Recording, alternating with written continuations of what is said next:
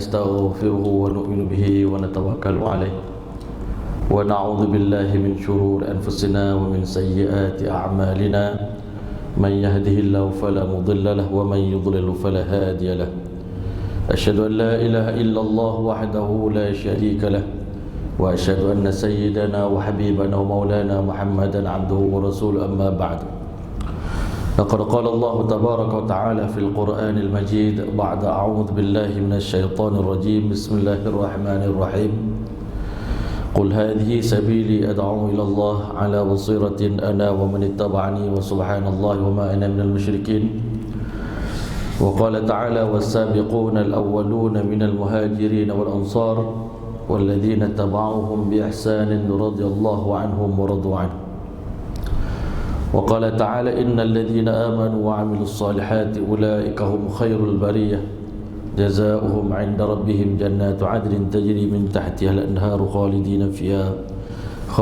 فيها أبدا رضي الله عنهم ورضوا عنه ذلك لمن خشي ربه صدق الله العظيم.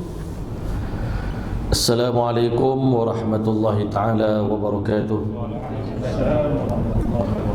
Yang dimuliakan Fadilatul Syekh Ustaz Amirul selaku imam merangkap pengurusi majlis kita pada malam ini, yang dihormati lagi dikasihi barisan ahli jatah kuasa Surau Putra Al-Amin, pimpinan-pimpinan agama, pimpinan-pimpinan masyarakat, muslimin muslimat, hadirin hadirat yang dirahmati oleh Allah Subhanahu wa taala sekalian. Alhamdulillah, marilah sama-sama kita memanjatkan setinggi-tinggi sedalam-dalam puji dan syukur yang tidak terhingga kehadirat Allah Subhanahu wa taala dalam ramai-ramai penduduk dunia di saat ini. Allah Taala pilih kita, segelintir manusia yang dipilih oleh Allah Taala untuk diletakkan di dalam hati kita ini kalimah yang teragung, kalimah yang termulia di sisi Allah Taala, kalimah yang lebih berat daripada 7 petala langit dan bumi, kalimah yang Allah Ta'ala pilih secara khusus daripada khazanah Allah, itu kalimah la ilaha illallah Muhammad Rasulullah. Dengan kalimah ini kita mulia, dengan kalimah ini kita berjaya, dengan kalimah ini darjat manusia ditinggikan oleh Allah Subhanahu wa taala. Wal 'abdu mu'minun khairum min musyrikin walau a'jabakum. Allah kata satu orang hamba yang beriman lebih baik daripada seorang kafir yang musyrik, sekalipun kamu suka kepada akhlak budi pekerti orang kafir yang musyrik itu, tetapi di sisi Allah kedudukan orang beriman tetap tinggi, tetap mulia, tetap agung dan unggul di sisi Allah Subhanahu wa taala. Hadirin dan rahmatullahi Allah, keimanan yang kita kecapi pada saat ini adalah merupakan hasil daripada pengorbanan orang-orang terdahulu. Kita bukan dapat agama ni secara percuma. Walaupun kita hari ini beriman pada Allah, kita tak ada apa-apa susah payah pun di atas iman ini, di atas kalimah ini. Setitik darah pun tak pernah tumpah daripada badan kita, setitik peluh pun tak pernah keluar, satu hari pun kita tak pernah lapar dan dahaga kerana agama, dan kita tak pernah diusir daripada kampung halaman kita di atas maksud agama ini. Tetapi kita yakin agama Islam sampai ke Nusantara, ke Malaysia ini, ke negara kita yang hari ini kita semua mengecap nikmat Islam, nikmat iman. Tak lama lagi kita nak sambut Ramadan. Ada di antara kita tak lama lagi nak pergi menunaikan umrah. Nikmat yang tak mampu kita nak bayar dengan apa pun kepada Allah Ta'ala, tak nikmat yang tak mampu kita nak syukur. Tetapi hakikat sebenarnya Islam yang kita anuti saat ini merupakan agama yang dulunya dimulakan dengan penuh pengorbanan, dengan penuh susah payah, dengan penuh tangisan, dengan penuh kerisauan dan kebimbangan. Banyak nyawa yang terkorban untuk agama ini, banyak insan yang menderita kerana agama ini, banyak air mata yang tertumpah kerana agama ini. Sudah tentu yang paling banyak susah, yang paling banyak menderita kerana agama ini adalah junjungan besar Nabi kita Muhammad sallallahu alaihi wasallam. Sebab itu kita baca doa ini, jazallahu anna Muhammadan sallallahu alaihi wasallam bima huwa ahluh. Semoga Allah balas bagi pihak kita umat akhir zaman kepada baginda Muhammad sallallahu alaihi wasallam dengan balasan nikmat yang tak setinggi-tinggi yang seagung-agung nikmat, balasan nikmat yang selayak dengan kedudukan baginda sallallahu alaihi wasallam dan sesuai dengan pengorbanan yang Nabi telah curahkan untuk kita semua. Dan bukan sekadar Nabi ni tuan-tuan yang mulia hadir ke dunia bersendirian. Kalau Nabi lain mungkin datang ke dunia ini bersendirian. Ada Nabi yang berdakwah bersendirian, macam Nabi Ismail AS, tak ada pengikut. Ada Nabi yang Masya Allah datang ke dunia berdakwah, tak ramai pengikut. Nabi Nuh AS 82 orang. Sebelum Nabi ini, pengikut yang paling ramai yang pernah menjadi umat bagi seorang Nabi adalah umat Nabi Allah Musa AS. Itu pun Allah Ta'ala cuma pilih Bani Israel, satu bangsa Yahudi untuk beriman kepada Musa AS. Belum pernah ada dalam sejarah di mana seorang Nabi Allah pilih pengikut dia daripada berbilang-bilang bangsa, berbilang-bilang kabilah. Bahkan belum pernah ada seorang Nabi yang dilantik oleh Allah untuk jadi seorang Nabi yang akan berdakwah, yang mana medan dakwah dia, ruang lingkup dakwah dia adalah seluruh alam semesta sampai hari kiamat, melainkan junjungan besar Nabi kita Muhammad sallallahu alaihi wasallam. Dan Allah muliakan Nabi kita sallallahu alaihi wasallam bukan hanya sekadar dengan kemuliaan Nabi, dengan kehebatan Nabi, dengan segala kelebihan yang ada pada Nabi, tetapi kelebihan Nabi Muhammad sallallahu alaihi wasallam ketika mana Allah Ta'ala pun angkat umat baginda sallallahu alaihi wasallam, walaupun mereka bukan Nabi, tetapi mereka telah dipilih oleh Allah Subhanahu wa Ta'ala dengan kalimah yang sama. Allah bagi tahu kepada Rasulullah sallallahu alaihi wasallam, Nabi-Nabi ini mendapat gelaran Al-Mukhtar, yang terpilih, Al-Mustafa, Muhammad Al-Mukhtar, Muhammad yang terpilih, Muhammad Al-Mustafa, Muhammad yang terpilih, Muhammad Al-Mujtaba, Muhammad yang terpilih. Allah guna berbagai-bagai sirah untuk menggambarkan Allah pilih Nabi sallallahu alaihi wasallam. Allahu a'lamu haitsu yaj'alu risalatah. Allah tahu ketika mana Allah nak lantik seseorang jadi rasul. Allah mengetahui kemampuan yang ada pada rasul itu. Allah tahu kemampuan yang ada pada baginda sallallahu alaihi wasallam. Ketika mana Allah Ta'ala hadirkan Nabi SAW ke bumi ini, ketika mana Nabi mula berdakwah, yang mana kita baca sebelum ini ad-da'watu sirran, selama 3 tahun Nabi SAW menjalankan dakwah secara rahsia. Selepas 3 tahun barulah Nabi SAW telah mengatakan al-jahru bit-tabligh. Nabi SAW menjalankan dakwah secara terang-terangan, bertabligh secara terang-terangan. Tetapi tuan-tuan mulia, ketika mana Allah menceritakan sifat umat Nabi ini pun, Allah beritahu huwajtabakum, Allah yang memilih kamu. Jadi bila kamu telah dipilih oleh Allah menjadi pembantu Rasulullah SAW, maka Allah beritahu wajahidu fillahi haqqa jihadih, bermujahadahlah kamu, berkorbanlah kamu wahai umat Muhammad dengan pengorbanan yang setinggi-tingginya untuk agama ini. Kerana kamu telah dipilih oleh Allah Ta'ala, kamu bukan Nabi, kamu adalah pendosa, tetapi Masya Allah, Allah telah pilih kamu.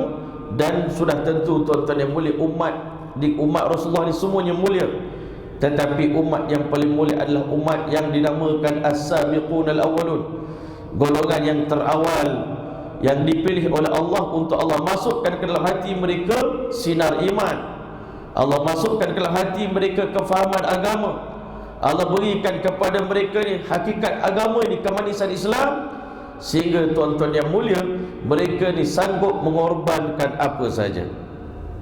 Maka tuan-tuan yang mulia, di antara insan-insan yang mulia yang dinamakan sabiqun al-awwalun itu, kita dah cerita dah sebelum ini. Di antara mereka adalah Sayyidina Abu Bakar As-Siddiq radhiyallahu anhu, Sayyidina Abdul Rahman bin Auf.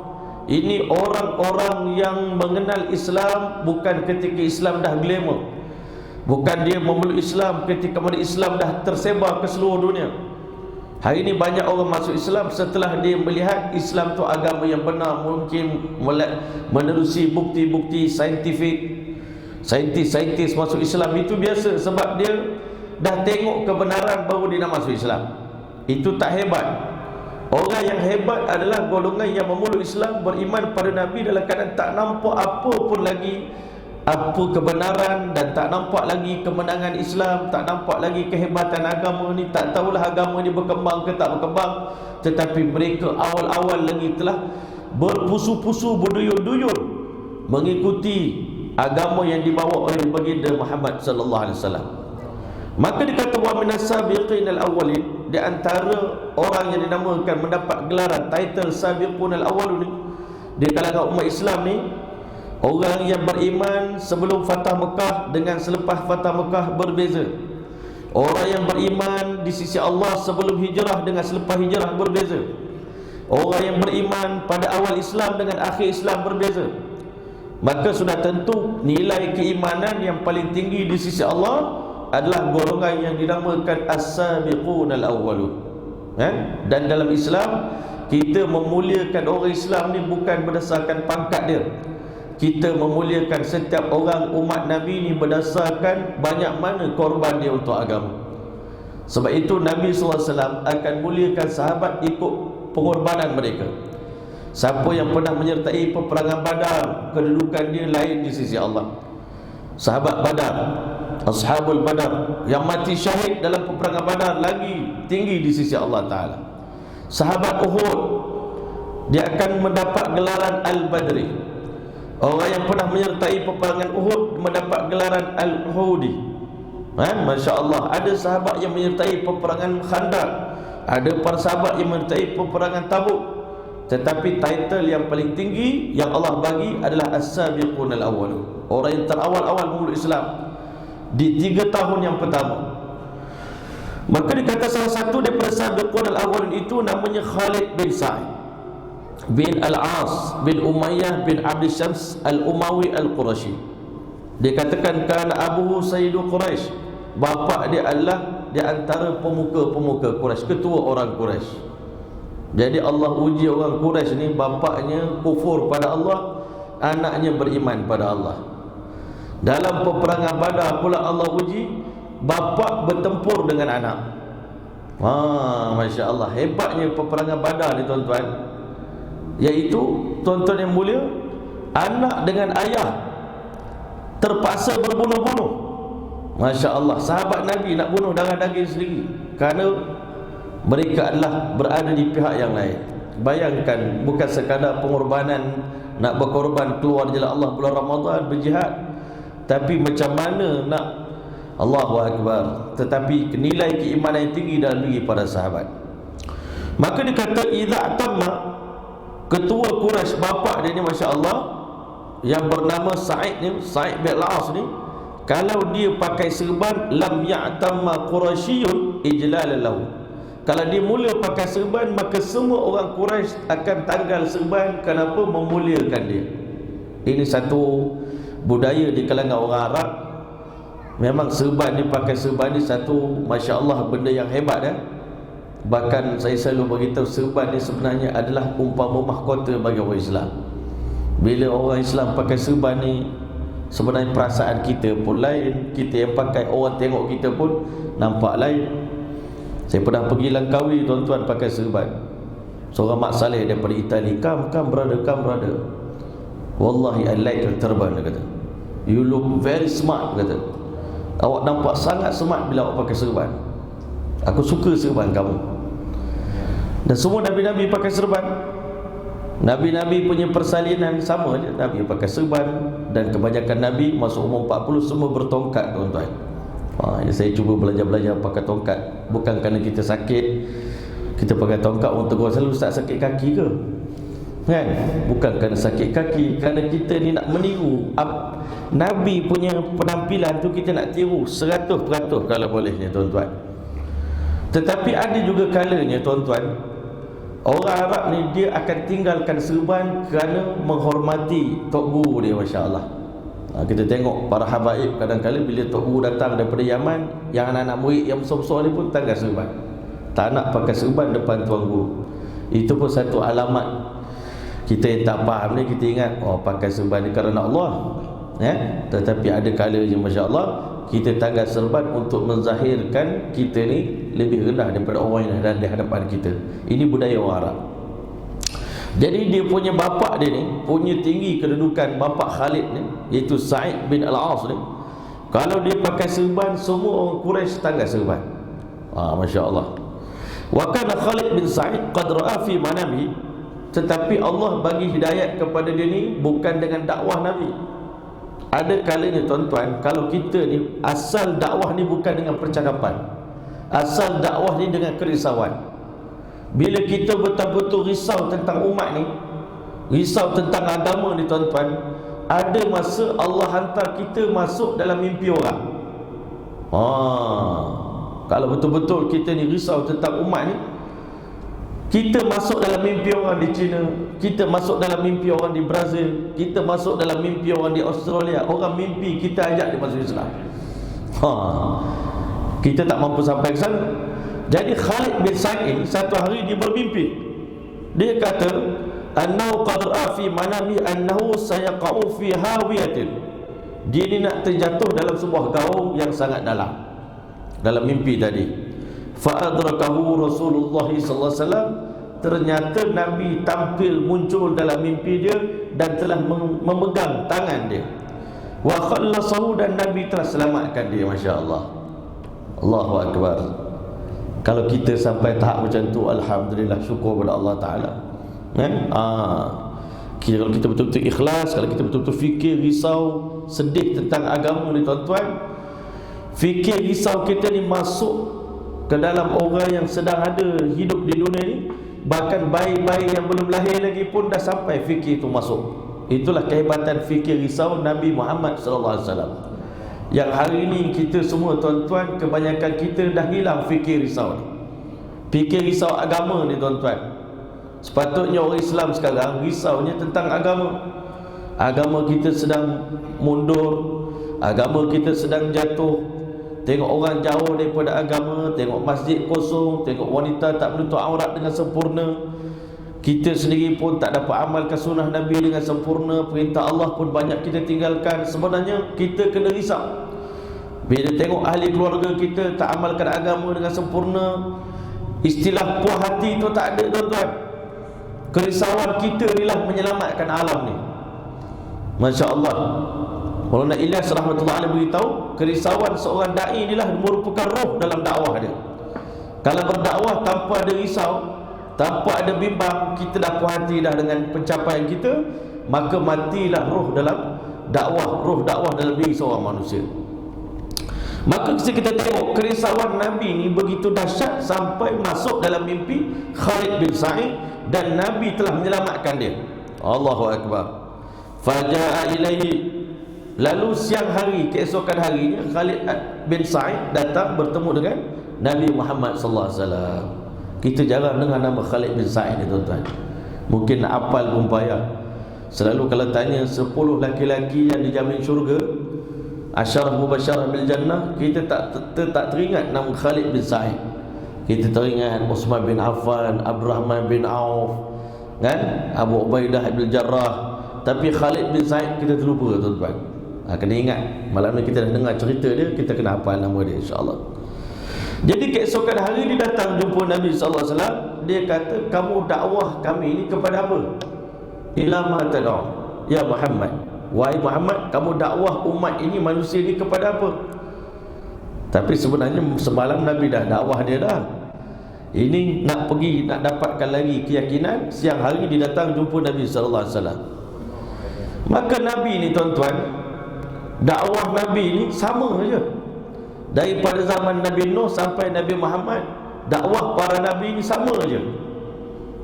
Yang pertama, semua Nabi-Nabi mendakwah manusia kepada Allah. Ad'uka ila ibadatillahi wahda. Aku mendakwah kamu agar kita semua menyembah Allah, hanya Allah Tuhan yang satu. Kan? La syarika lahu, yang tidak ada sekutu baginya. Semua Nabi mendakwah kepada tauhid. Semua Nabi ajak beribadat hanya kepada Allah. Semua Nabi-Nabi mendakwah manusia kepada kalimah La ilaha illallah Muhammadur Rasulullah, mengisbatkan Allah, menafikan syarik sekutu bagi Allah. Semua Nabi-Nabi sama saja tuan-tuan. Dan kalau kita ajak manusia kepada Allah, hari ini banyak manusia mengajak manusia kepada benda lain. ajak manusia kepada makhluk. Kita hari ini, mulai daripada hari ini, kita pun nak belajar tiru Nabi-Nabi, ajak manusia membesarkan Allah, mengagungkan Allah, meminta hanya kepada Allah, berharap hanya kepada Allah, bertakluk dengan Allah. Masya Allah, itulah kerja para Nabi. Qul hadhihi sabili ad'u ila Allah. Aku mendakwah manusia kepada Allah, perkenalkan manusia kepada Allah, cerita pada manusia kebesaran Allah, berani cerita tentang Allah. Hari ini manusia nak cerita tentang Allah pun malu. Bukan malu pada orang jauh-jauh, nak cerita pada anak sendiri siapa itu Allah pun malu. Nak cerita pada isteri siapa itu Allah pun malu. Kalau dah malu sangat, kita dakwah diri sendiri sudahlah. Malu sangat dengan orang lain. Masalahnya malu dalam kebenaran, inilah masalah kita, tuan-tuan. Kan? Ini masalah umat Islam di akhir zaman ni, malu untuk cerita kebenaran pada orang yang tak tahu. Ini masalah kita. Semoga Allah bagi kita ni buang sifat malu yang tak kena pada tempat ni. Sahabat Nabi setelah tahu kebenaran Islam ni, nak cerita pada semua manusia. Sampai kita baca pada bulan lepas, Abu Zar Al-Ghifari itu telah dihalang oleh Nabi, jangan cerita. Dia pergi cerita ke orang. Orang tengah kumpul tahu ramai-ramai, asyhadu an la ilaha illallah wa asyhadu anna Muhammadar Rasulullah. Pum, orang pukul dia. Pijak-pijak dia, pukul dia sampai pingsan. Diselamatkan oleh Ibnu Abbas, oleh Abbas radhiyallahu anhu. Esok tak puas hati lagi. Sekali lagi, asyhadu an la ilaha illallah wa asyhadu anna Muhammadar Rasulullah. Kena pukul lagi. Abbas selamat lagi. Inilah sahabat Nabi, kita tak reti. Ulama kata setiap benda ni dia ada khasiat. Setiap ibadat ni, puasa ada khasiat dia, takwa. Ya? Kalau kita zikir, khasiat dia Allah bagi ketenangan hati. Baca Quran, Allah buangkan kotor-kotor daripada hati kita ni, karat-karat pada hati. Tapi tuan-tuan mulia, kalimah la ilaha illallah ni apa khasiat dia? Siapa yang mengucap kalimah ni, bila dia betul-betul masuk hakikat dalam hati, infasaha, dia akan tersebar. Dia akan tersebar dalam urat-urat badan orang yang mengucapkannya, sehingga dia rasa tak boleh duduk diam dengan kalimah ini. Dia kena cerita pada orang lain, dia kena ajak orang lain pada kalimah ini. Ini orang yang betul-betul dapat hakikat kemanisan kalimah la ilaha illallah. Kalau kita ada kalimah tapi kita tak nak cerita pada orang, berarti iman kita belum sempurna. Kita takut nak cerita pada orang kemuliaan kita dalam kalimah la ilaha illallah. Sedangkan itulah dakwah Nabi-Nabi, itulah amalan para sahabat Nabi sallallahu alaihi wasallam. Wa anta akhla'a ma anta alaihi min ibadati hajarin. Yang kedua, Nabi beritahu, aku mengajak kamu untuk kamu menanggalkan diri kamu daripada Tuhan yang kamu sembah, daripada batu, la yasma'u, yang tak boleh mendengar, wala yubsir, dan tak boleh melihat, wala yadur wala yanfa', batu yang tak boleh bagi mudarat, tak boleh bagi manfaat. Nabi SAW ni ajak manusia mengisbatkan Allah, menafikan makhluk. Waktu itu tuan-tuan, berhala bagi orang Quraisy ini berhala yang nyata. Nampak tu, berhala tu yang tak boleh menyembah, tak boleh tu. Tapi kita hari ni sama juga tuan-tuan. Kita ajak manusia ni meninggalkan keyakinan kepada makhluk. Ulama kata kita orang Islam hari ni, kalau kita buat patung daripada emas tuan-tuan, kita kata jom sembah patung, tak boleh, haram, syirik. Tapi cuba kita pecahkan patung tu jadi ketulan-ketulan emas tuan-tuan, ambil tuan-tuan, berebut ambil tuan-tuan, kan? Masa dia jadi berhala suruh sebab, tak mau. Tapi kalau kerana nak dapatkan emas tu, dah dapat duit, tinggal solat, boleh tinggal solat, kan? Haram tak apa, yang penting ambil dulu, yang penting duit. Tuan-tuan, sebenarnya orang Islam di akhir zaman ni pun keyakinan kita pun rosak juga, syirik juga kepada Allah Ta'ala. Kita yakin duit tu boleh bagi manfaat dan boleh bagi mudarat. Jadi tuan-tuan, Nabi ajak Khalid bin Sa'id ini beriman pada Allah dan tanggalkan diri kamu daripada menyembah patung yang tak boleh bagi mudarat, tak boleh bagi manfaat, tak boleh mendengar dan tak boleh melihat. Allah ni dalam Quran, dakwah Allah kepada manusia ni tentang makhluk ni, berhala ni sangat nyata. Sehingga Allah sebut dalam Al-Quran, innal ladina tad'una min dunillah, berhala-berhala yang kamu sembah selain daripada Allah itu, la yakhluqu dhubaban, begitu lemah, tak mampu nak tunaikan hajat kamu, sehingga mereka tak mampu nak mencipta walau seekor lalat. Dan Allah juga sebut, kalau ditakdirkan lalat datang mencuri makanan atau sedut air yang ada depan berhala, begitu lemahnya berhala tu, dia tak mampu nak rampas balik air pada mulut lalat tu. Dan Allah bagi tahu dha'ufat talib wal matlub, manusia yang sembah patung dengan patung tu dua-dua lemah. Dua-dua lemah, sama-sama tak boleh tolong. Manusia tak boleh tolong berhala, berhala pun tak boleh tolong manusia. Jadi Nabi kata kesian tengok orang Islam, orang manusia ni, kan, kaum musyrikin ni ditipu oleh syaitan.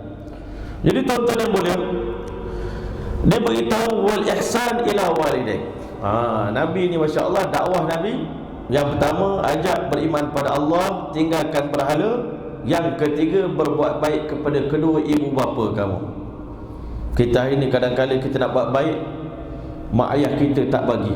Ada juga tuan-tuan, baru ni 2 hari lepas saya jumpa seorang anak muda, dia menangis depan saya, Ustaz, saya heranlah mak saya ni Ustaz, Ustaz doalah untuk dia. Kami nak sembahyang Jumaat pun dia tak bagi, suruh jaga kedai. Kena bergilir. Dalam keadaan sekarang ni, macam mana saya nak buat Ustaz? Mak saya suruh saya dengan adik saya, engkau pergi Jumaat hari ni, adik engkau tinggal. Minggu depan pula abang pergi, adik pergi, abang pula tinggal. Sampai tak sembahyang bang pun manusia hari ni tuan-tuan, Allahu Akbar, nak cari duit punya pasal, takut kalau tinggal kedai masa sembahyang Jumaat tu, takut kita nak bayar sewa rumah tak cukup, nak bawa bayar sewa kedai tak cukup. Ketakutan kepada kekurangan rezeki menyebabkan hari ini manusia halang anak, isteri dia, orang rapat-rapat dia untuk sembahyang, untuk beriman pada Allah Subhanahu Wa Taala. Sebab itu tuan-tuan, ini ujian. Tetapi walaupun begitu, saya pesan tetap buat baik pada mak ayah, tetap dengar cakap mereka, tetap hormat mereka, tetap khidmat mereka. Tetapi dalam persoalan itu, kita sebenarnya tak wajib tahan. Kalau mak tak bagi sembahyang Jumaat, wajib kena pergi. Mak tak bagi menuntut ilmu, nak pergi belajar agama, tak bagi, kita dalam soal itu kita kena minta maaf dan kita kena pergi. Sebab apa? Ini melibatkan agama kita tuan-tuan. Tetapi tetap pesanan Nabi pada sahabat yang baru nak masuk Islam, berbuat baiklah kepada kedua orang tuamu. Jadi orang Arab ni dia tak pernah mendapat nasihat, bimbingan macam tu. Allahu Akbar. Dan wa alla taqtula waladaka khasyatal faqri. Pesanan yang ketiga, dakwah Nabi, jangan kamu bunuh anak kamu kerana takutkan kefakiran, takut miskin. Hari ini kita tak adalah sampai macam tu, tapi takut nak beranak banyak. Takut nak beranak banyak. Kadang-kala kita target anak 6 orang, tiba-tiba Allah bagi 7. Yang 7 tu dah duduk dalam perut. Banyak orang tanya saya, hukum Ustaz, apa hukum anak yang dalam perut kita nak gugurkan? Tuan-tuan, saya buka kitab, saya kaji dia punya hukum dia. Rupanya menggugurkan kandungan yang dah ada dalam perut, lebih-lebih lagi kalau sudah ada nyawa, tuan-tuan, sama macam hukum membunuh orang yang hidup. Dan pengalaman saya tengok, orang yang mana Allah bagi dia anak dalam keadaan dia tak suka, dia tak bersedia, anak itu pasti ada kecacatan dia tuan-tuan. Alhamdulillah. Sebab itu hari ni tuan-tuan, kita kena buang budaya jahiliah ni. Dia tak nak anak sebab apa? Takut kurang rezeki. Sebenarnya kita tak tahu rezeki anak yang kadang-kadang kita tak nak tu, dia lahir juga dengan izin Allah. Kita nak, kita tak nak, kalau Allah takdir lahir, tetap dia lahir juga. Kita gugur macam mana pun dia tak akan jadi. Tetapi kadang-kadang anak itu boleh bawa rezeki yang banyak kepada kita, bawa banyak kebaikan pada kita. Sebab itu tuan-tuan, kita ni jangan beri sangat nak merancang. Kita rancang setakat mana yang boleh. Tetapi kalau takdir juga isteri kita mengandung, kita redha je tuan-tuan. Kita berdoalah kepada Allah, semoga Allah Ta'ala bagi kebaikan kan? Kalau tidak, kita bimbang. Walaupun orang Arab jahiliah dia tu bunuh lah anak kalau dia tak suka. Tetapi kita hari ini kadang-kadang kita bimbang, tanpa kita sedar, kita ingat benda tu tak bersalah, kita gugurkan anak kan? Hari ini banyak juga orang terlibat dengan perzinahan. Anak dah mengandung, digugurkan anak. Dosa zina dah satu, dosa membunuh pula satu lagi. Allahu Akbar. Semoga Allah pelihara. Tapi pesanan Nabi, jangan bunuh anak kamu kerana bimbang kemiskinan. Yang kelima, wa alla taqrubal fahishata ma zahara minha wa ma batan. Dan jangan kamu mendekati perbuatan yang keji, barang yang zahir dan barang yang batin. Perbuatan keji yang nampak ini banyak, tapi perbuatan keji yang tak nampak ni, yang dipanggil hawadisun nafs, bisikan-bisikan nafsu kita dalam hati, ini dipanggil benda keji juga. Hati kita berbisik untuk buat benda jahat. Sebab itu dipanggil, orang kata, syahwat khafi, syahwat yang tersembunyi ni. Terutama syahwat khafi ni akan zahir masa kita duduk berseorangan. Sebab itu tak digalakkan orang lelaki ni duduk seorang-seorang dalam hotel lama-lama, melainkan masa kuarantin je lah tuan-tuan. Kerajaan suruh kuarantin, duduk 2 minggu, seminggu dalam hotel tu tak apalah. Tapi kalau saja-saja duduk jauh-jauh dengan isteri, kita khawatir syaitan akan merosakkan iman kita dengan bisikan-bisikan. Waktu itulah macam-macam benda yang tak sepatut manusia buat, dia akan buat. Kenapa? Bisikan syaitan akan menguasai manusia bila dia bersendirian kan? Jadi sebab itu tuan-tuan yang mulia, pesanan Nabi, hendaklah kamu jangan mendekati benda keji, sama ada barang yang zahir ataupun barang yang batin. Barang yang tak nampak dengan barang yang nampak. Benda perbuatan keji yang nampak tu memang tak boleh buat lah. Ini dakwah Nabi SAW. Dan kita tengok Nabi ni, dia berdakwah ada point. Kita hari ni kadang-kadang dakwah pun tak faham, tak tahu hujung pangkal dakwah kita. Nabi SAW ni bercakap ikut point. Yang pertama, sembah Allah, tinggalkan berhala. Yang ketiga, taat pada ibu bapa. Yang keempat, jangan bunuh anak. Yang kelima, jangan mendekati benda yang keji.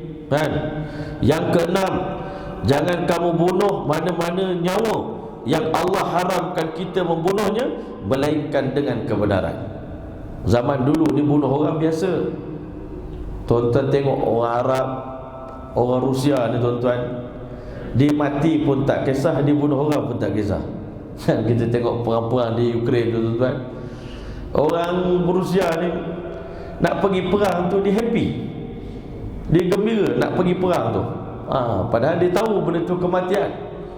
Tetapi Masya Allah, dalam Islam nak bunuh orang tanpa sebab, tanpa alasan yang kukuh, maka dilarang oleh Nabi SAW. Agama Islam datang untuk memelihara nyawa. Yang ketujuh, wa alla taqruba malal yatim. Jangan kamu, Masya Allah, betul lah, jangan kamu mendekati harta anak yatim. Ini benda yang paling kritikal sekali dalam agama kita ni, mendekati harta anak yatim. Kalau kita ditugaskan untuk jaga kebajikan anak yatim, sebab tu kami dalam tahfiz, kita cukup takut dengan anak yatim ni tuan-tuan. Kita kata awal-awal lagi tak payah yuran, senang kan? Kita takut dia bayar yuran, kita tak gunakan dengan sempurna. Hari ni Masya Allah, kita menguruskan anak yatim ni bagus. Nabi berpesan, ana wa kafilul yatim kahatain. Aku dengan penjaga anak yatim ni macam ni, dekat dalam syurga nanti. Tapi kalau kita mendekatinya, sebab tu kita buka pusat penjagaan anak yatim ni bukan untuk bisnes, tapi betul-betul niat untuk kita mendidik mereka, menjaga mereka dapat ganjaran yang besar di sisi Allah Ta'ala. Kita korban lagi duit kita untuk diorang, bukan kita ambil bahagian diorang untuk kita. Sebab apa? Dia kata jangan kamu mendekati harta anak yatim illa billati hiya ahsan, melainkan dengan cara yang terbaik, paling halus, paling berhati-hati kan? Allahu Akbar. Menguruskan harta amanah ni bukan senang. Hatta yablughu asyuddah, sehinggalah mereka ini sampai ke tahap baligh. Masya-Allah. Kalau kita jaga rumah asuhan anak yatim tu mudah lagi. Tapi kalau kita sebagai orang tua, sebagai nenek, sebagai atuk yang jaga cucu kita yang yatim, kita jaga anak saudara kita yang yatim, Masya-Allah, harta pusaka daripada mak ayah mereka itu, Masya-Allah, kita cukup kena berhati-hati. Jangan sampai termasuk dalam diri kita, dalam perut kita. Innal ladzina ya'kuluna amwalal yatama zulman innama ya'kuluna fi butunihim nara. Siapa yang memakan harta anak yatim secara zalim, dia tidak makan apa-apa melainkan dimakan api neraka. Wa sayaslawna sa'ira, dan dia akan masuk ke dalam api neraka di hari kiamat nanti. Dan neraka dekat dunia ni dah hadir dalam bentuk kanser, dalam bentuk penyakit-penyakit yang berbahaya.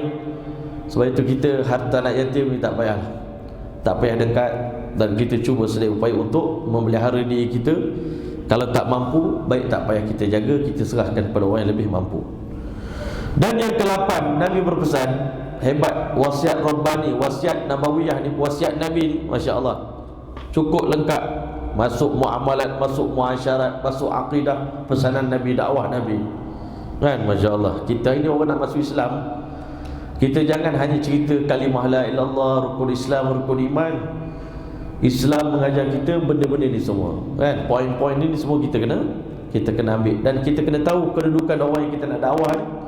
Kalau dia penyembah berhala, inilah poin-poin yang kita kena sampaikan. Maka dikata, dan hendaklah kau menyempurnakan timbangan dan sukatan dengan seadil-adil. Kalau kau seorang bisnes, maka cubalah dalam menimbang tu sempurnakan kita punya timbangan, kita sukatan kita, jangan dikurang-kurangkan.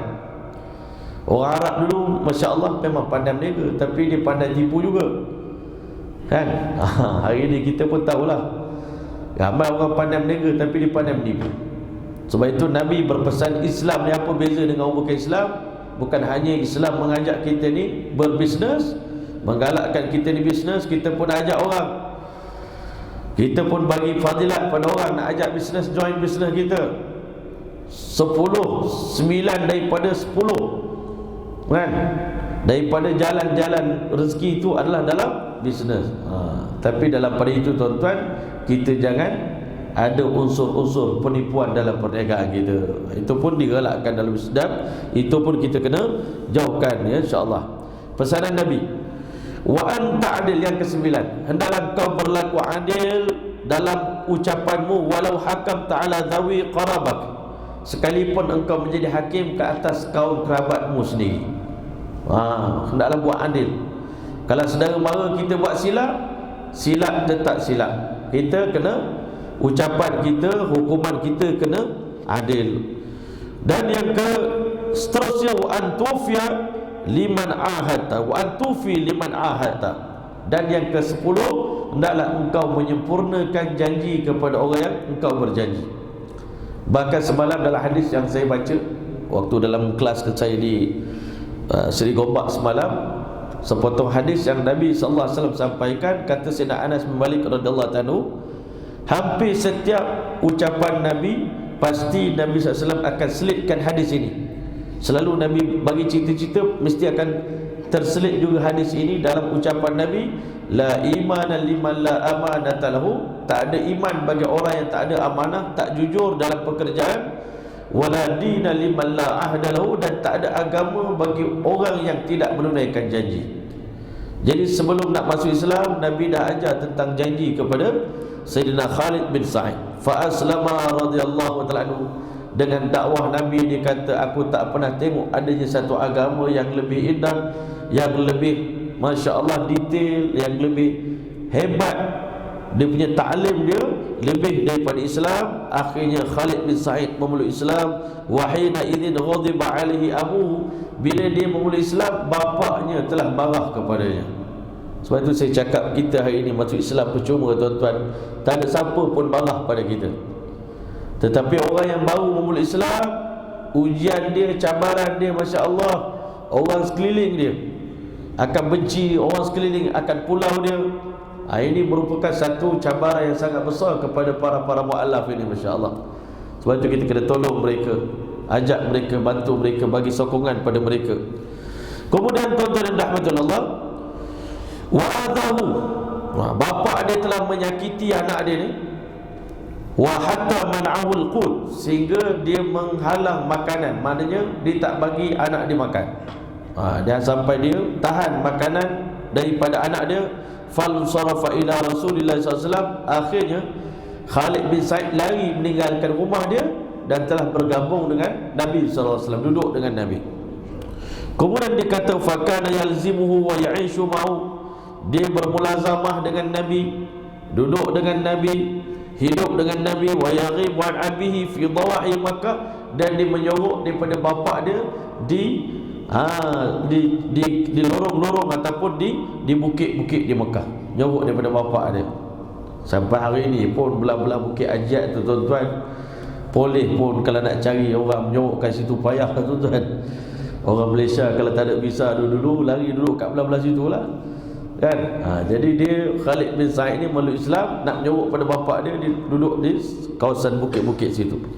Wa aslama ba'dahu akhuhu, selepas dia memeluk Islam, tak lama kemudian adik-beradik dia, abang dia ataupun adik dia yang bernama Ammar bin Sa'id juga telah memeluk Islam. Masya-Allah, Allah pilih ketua Quraisy, bapaknya tak nak Islam tapi anaknya dua orang memeluk Islam. Masya-Allah.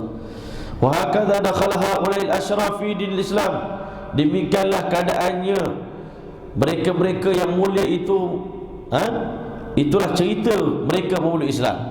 Walam yakun ma'a Rasulillah sallallahu alaihi wasallam saifun, di saat itu kata pengarang kitab, pada tangan Nabi tak ada pedang pun untuk Nabi penggal kepala mereka untuk memaksa mereka mentaati Rasulullah.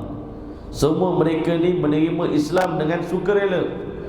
Nabi tak meletak pedang pun paksa mereka memeluk Islam, tapi mereka memberikan jiwa raga mereka ni untuk agama Allah Subhanahu wa taala.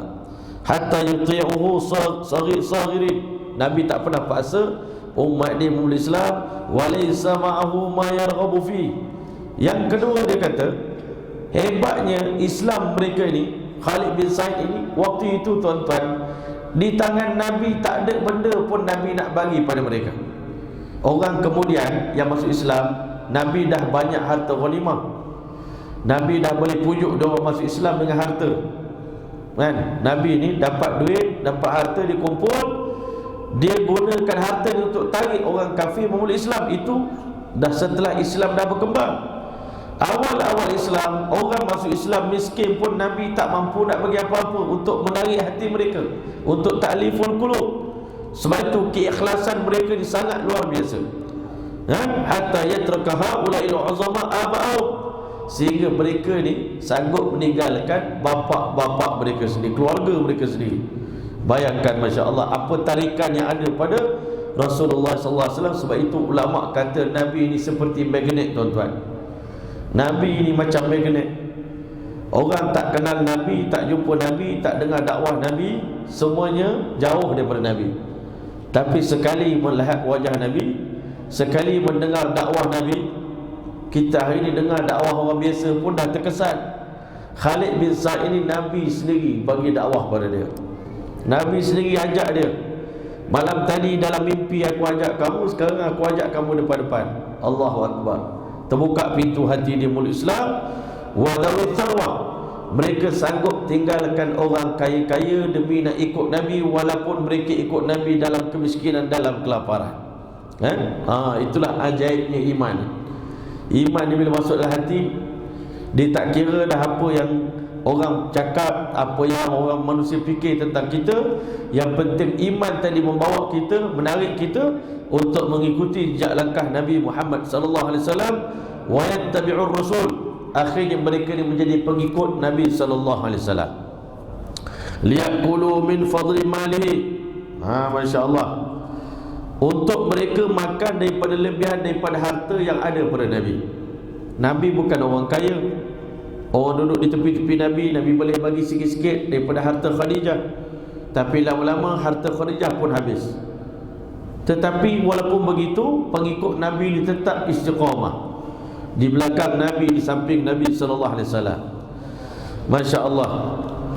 Bahkan al-kathir minhum, bahkan dikatakan kebanyakan mereka itu di kalangan orang Islam yang memulai Islam di awal-awal zaman itu adalah orang yang lebih kaya daripada Nabi. Kalau kita nak fikir apa logik akal sampai mereka nak ikut Rasulullah, sedangkan majoriti mereka-mereka yang masuk Islam di awal ini, kebanyakan mereka juga adalah orang yang kaya-kaya. Seperti Abu Bakar As-Siddiq radhiyallahu anhu, orang kaya. Osman, orang kaya. Khalid bin Sa'id sendiri pun orang kaya. Wa ghairihim walladzina tabauhu minal mawali, dan ada pun mereka-mereka yang mengikut Nabi di kalangan hamba-hamba. Ada orang kaya yang ikut Nabi, ada hamba-hamba golongan bawahan pun yang menjadi pengikut Nabi sallallahu alaihi wasallam. Dakwah ni kena balance tuan-tuan. VVIP pun kita kena santuni, kena ajak beriman pada Allah, dan golongan bawahan, marhain, orang susah, orang miskin, hamba-hamba, orang yang itu pun kita kena santuni juga. Itulah kehebatan dakwah Nabi ni, ada keseimbangan. Bekah-bekah hamba ikhtarul adha wal ju' wal masyaqqat. Masya Allah, mereka memilih, Masya Allah, mereka memilih untuk menanggung penderitaan, kelaparan dan juga kesusahan ma'atba'ir rasul, bersama dengan pengikut-pengikut Nabi sallallahu alaihi wasallam. Masya-Allah. Bihaitsu law ittaba'u sadatahum lakanu fi hadhihi dunya ahada balan. Sehingga kalau mereka ni buat keputusan nak ikut pemimpin mereka waktu itu, mereka akan lebih tenang hati mereka, lebih senang lagi hidup mereka. Tapi kenapa mereka memilih untuk beriman dan mengikuti Rasulullah sallallahu alaihi wasallam? Wa an'amu 'aisyatan, dan sudah tentu kalau dia ikut pembesar-pembesar Quraisy, hidup mereka itu lebih nikmat lagi. Tetapi mereka memilih untuk hidup susah, menderita. Bahkan yang paling banyak menanggung penderitaan di awal Islam adalah keluarga Sayyidina Yasir radhiyallahu ta'ala anhu. Dipukul, diseksa. Ammar dipukul, diseksa sampai dia terpaksa melafazkan kalimah kufur. Dan akhirnya datang jumpa Nabi, ya Rasulullah, saya bertaubat, saya minta ampun, saya tak benci pada Allah, saya tak benci pada Islam, tapi saya telah disakiti sampai saya tak mampu lagi, sehingga saya melafazkan kalimah kufur. Allah Ta'ala telah hantar ayat illa man ukriha wa qalbuhu mutmainnun bil iman. Dimaafkan kepada orang yang terpaksa melafazkan kalimah kufur sedangkan hatinya kukuh dengan keimanan. Awal Islam, Masya Allah, susah sangat mereka itu, dan berat sangat penderitaan yang ditanggung oleh mereka. Laisa zalika, tiadalah yang mendorong mereka melakukan demikian illa min hidayatillah. Kata pengarang kitab, itulah semata-mata kerana hidayat daripada Allah Ta'ala. Allah yang bagi hidayat kepada para sahabat sehingga mereka sanggup untuk mereka ni bertahan menanggung penderitaan, walaupun tengok ikut Nabi ni tak dapat apa pun kebaikan dunia yang pada itu yang mampu mereka nak bertahan. Tetapi Allah bagi hidayat sehingga iman mereka tadi menyebabkan sahabat Nabi ni mampu istiqamah di atas jalan agama yang dibawa oleh baginda Muhammad sallallahu alaihi wasallam. Wa sutu'i anwaruddin alaihim. Hidayah Allah yang kedua, dia kata, yang mendorong sahabat Nabi ni istiqamah dengan Nabi adalah kerana Allah Ta'ala telah menyinari nur agama ni ke atas mereka. Cahaya Islam ni dah meliputi mereka, dah masuk dalam ruangan hidup mereka, dah nampak yang gelap dan yang nampak yang terang dengan yang gelap, boleh beza antara hak dengan batil, nampak kebenaran agama ni, kebaikan agama ni, hatta adraku ma hum alaihi minadh dhalalah, sehingga mereka dapat menyedari hakikat kehidupan mereka yang terdahulu. Rupanya kami dulu dalam gelap, kami dulu dalam kesesatan, sehingga sahabat Nabi beritahu dalam kebanyakan percakapan mereka, kunna adillah, dulu kami hina, dengan Islam Allah muliakan kami. Kunna na'budul hajar wa na'kulul jifah, dulu kami sembah batu, kami makan bangkai. Sekarang Nabi ajar kita nak makan binatang kena sembelih dulu, kena baca bismillahirrahmanirrahim. Inilah benda yang selama ini kita tak tahu. Selama ini kita makan bangkai. Bagi mereka tak ada beza antara makan binatang yang disembelih dengan binatang tak sembelih. Waktu itu mereka kata innamal bai'u mithlur riba. Riba dengan bisnes tak dapat beza. Orang Islam pun hari ini kalau di akhir zaman tak dapat hidayat daripada Allah, dia pun tak dapat beza. Apa beza riba dengan perniagaan biasa, untung biasa? Tak dapat beza. Yang membezakan ni Allah, ulama namakan Furqan.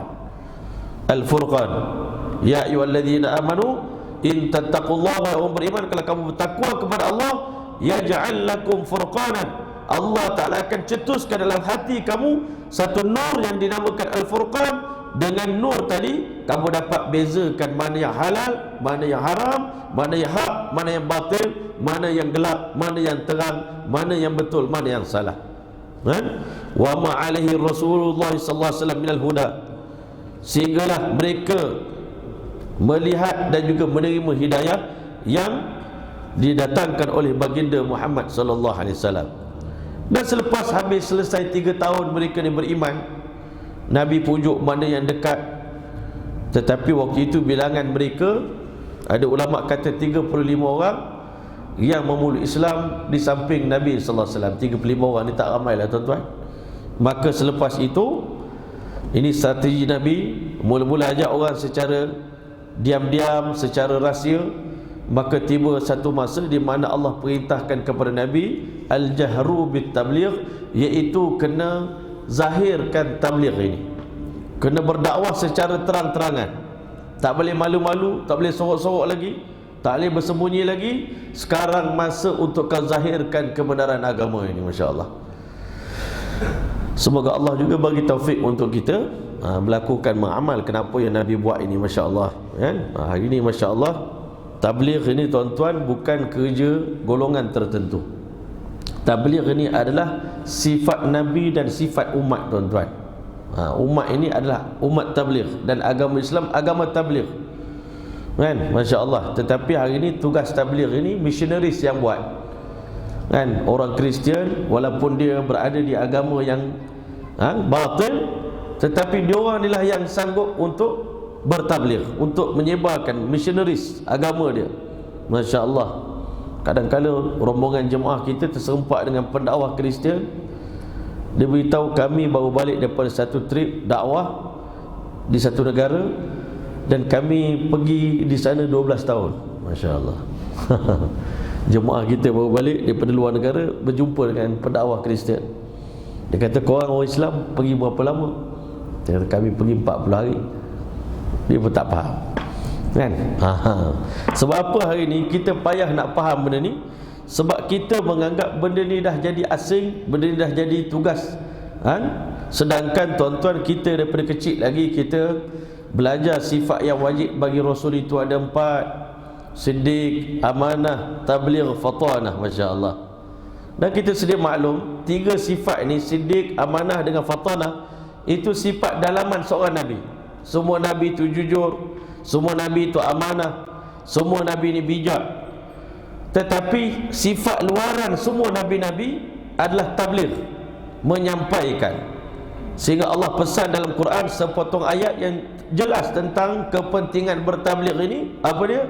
Ya ayyuhar rasul balligh, wahai Nabi Muhammad sallallahu alaihi wasallam, sampaikan ma unzila ilaika min rabbik, wahyu yang Allah turunkan kepada kamu. Wa illam taf'al, kalau kamu tak laksanakan tugas ini, fama ballaghta risalatah, berarti risalah kamu tidak sempurna dan kamu gagal dalam misi risalah pada kali ini.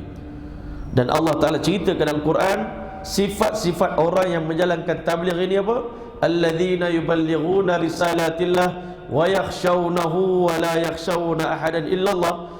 Mereka yang menyampaikan risalah Allah ni, Allah Ta'ala akan bagi satu sifat yang baik pada diri mereka, sifat berani, di mana mereka hanya takut kepada Allah. Dan mereka, orang yang menjalankan tabligh ini, tidak takut kepada sesiapa pun selain daripada Allah Subhanahu Wa Ta'ala. Sebab itu ulama kata menyampaikan ini dalam Quran banyak. Ada juga ada kala Allah Ta'ala guna perkataan dakwah, ada kalanya Allah Ta'ala menggambarkan perintah untuk berdakwah ni, Allah guna perkataan tabligh dalam Quran. Ada juga Allah Ta'ala guna makna rusdi, yahdi ila rusdi. Nabi-Nabi ini memimpin manusia kepada rusdi, kepada dakwah, kepada agama yang benar, agama yang bijaksana ni. Fa amanna bih, lalu kami beriman pada Allah Subhanahu wa taala. Banyak kata-kata yang menggambarkan menyampai ni, kalimah penyampai ni. Dan Nabi berpesan kepada kita, balighu anni walau ayat, sampaikan daripada aku walau sepotong ayat. Bahkan menjadi satu orang yang menjadi wakil untuk menyampaikan risalah Nabi ni, mewakili Rasulullah. Nabi SAW mendoakan, naddarallahu imra'an, semoga Allah mencahayakan wajah seorang umat aku, sami'a maqalati, yang mendengar hadis daripada aku, mendengarkan wasiat daripada aku, pesanan daripada aku, wa wa'aha, dan dia memahami apa yang aku sampaikan, wa addaha kama sami'a, dan dia menyampaikan pada orang lain apa yang didengar. Farubba muballighin aw amin sami'i, kerana kadang-kadang orang yang disampaikan itu lebih faham hadis yang disampaikan daripada orang yang menyampaikan.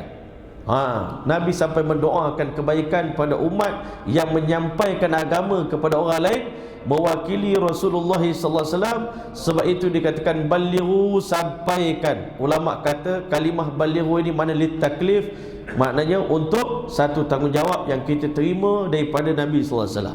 Tanggungjawab menyebarkan Islam ni, amanah ini, tanggungjawab ini kita terima daripada Allah dan Rasul. Anni, menyampaikan tu mewakili Rasulullah SAW. Dan apa yang kita nak sampaikan adalah ilmu yang kita dapat daripada Nabi. Itu dikata litashrif, untuk kemuliaan kita. Tanggungjawab tetapi dibagi untuk memuliakan kita. Walau ayat, walau sepotong ayat yang kamu tahu, ikut kemampuan masing-masing. Orang alim berdakwah dengan ilmu yang dia ada, muazzin berdakwah dengan azan dia, seorang mujahid berdakwah dengan pedang dia, seorang guru tarikat berdakwah dengan tarbiyah dan islah dia, seorang da'i berdakwah dengan kata-kata dan ceramah dia. Masya Allah tuan-tuan mulia, walau ayat sekalipun kita memahami sepotong ayat. Jadi tuan-tuan yang mulia, tak perlu takut dan tak perlu risau dan tak perlu bimbang, kan? Hari ni Masya Allah kita pun tak tahu apa dah jadi dengan orang Islam. Kita takut dengan kalimah itu tuan-tuan, kan?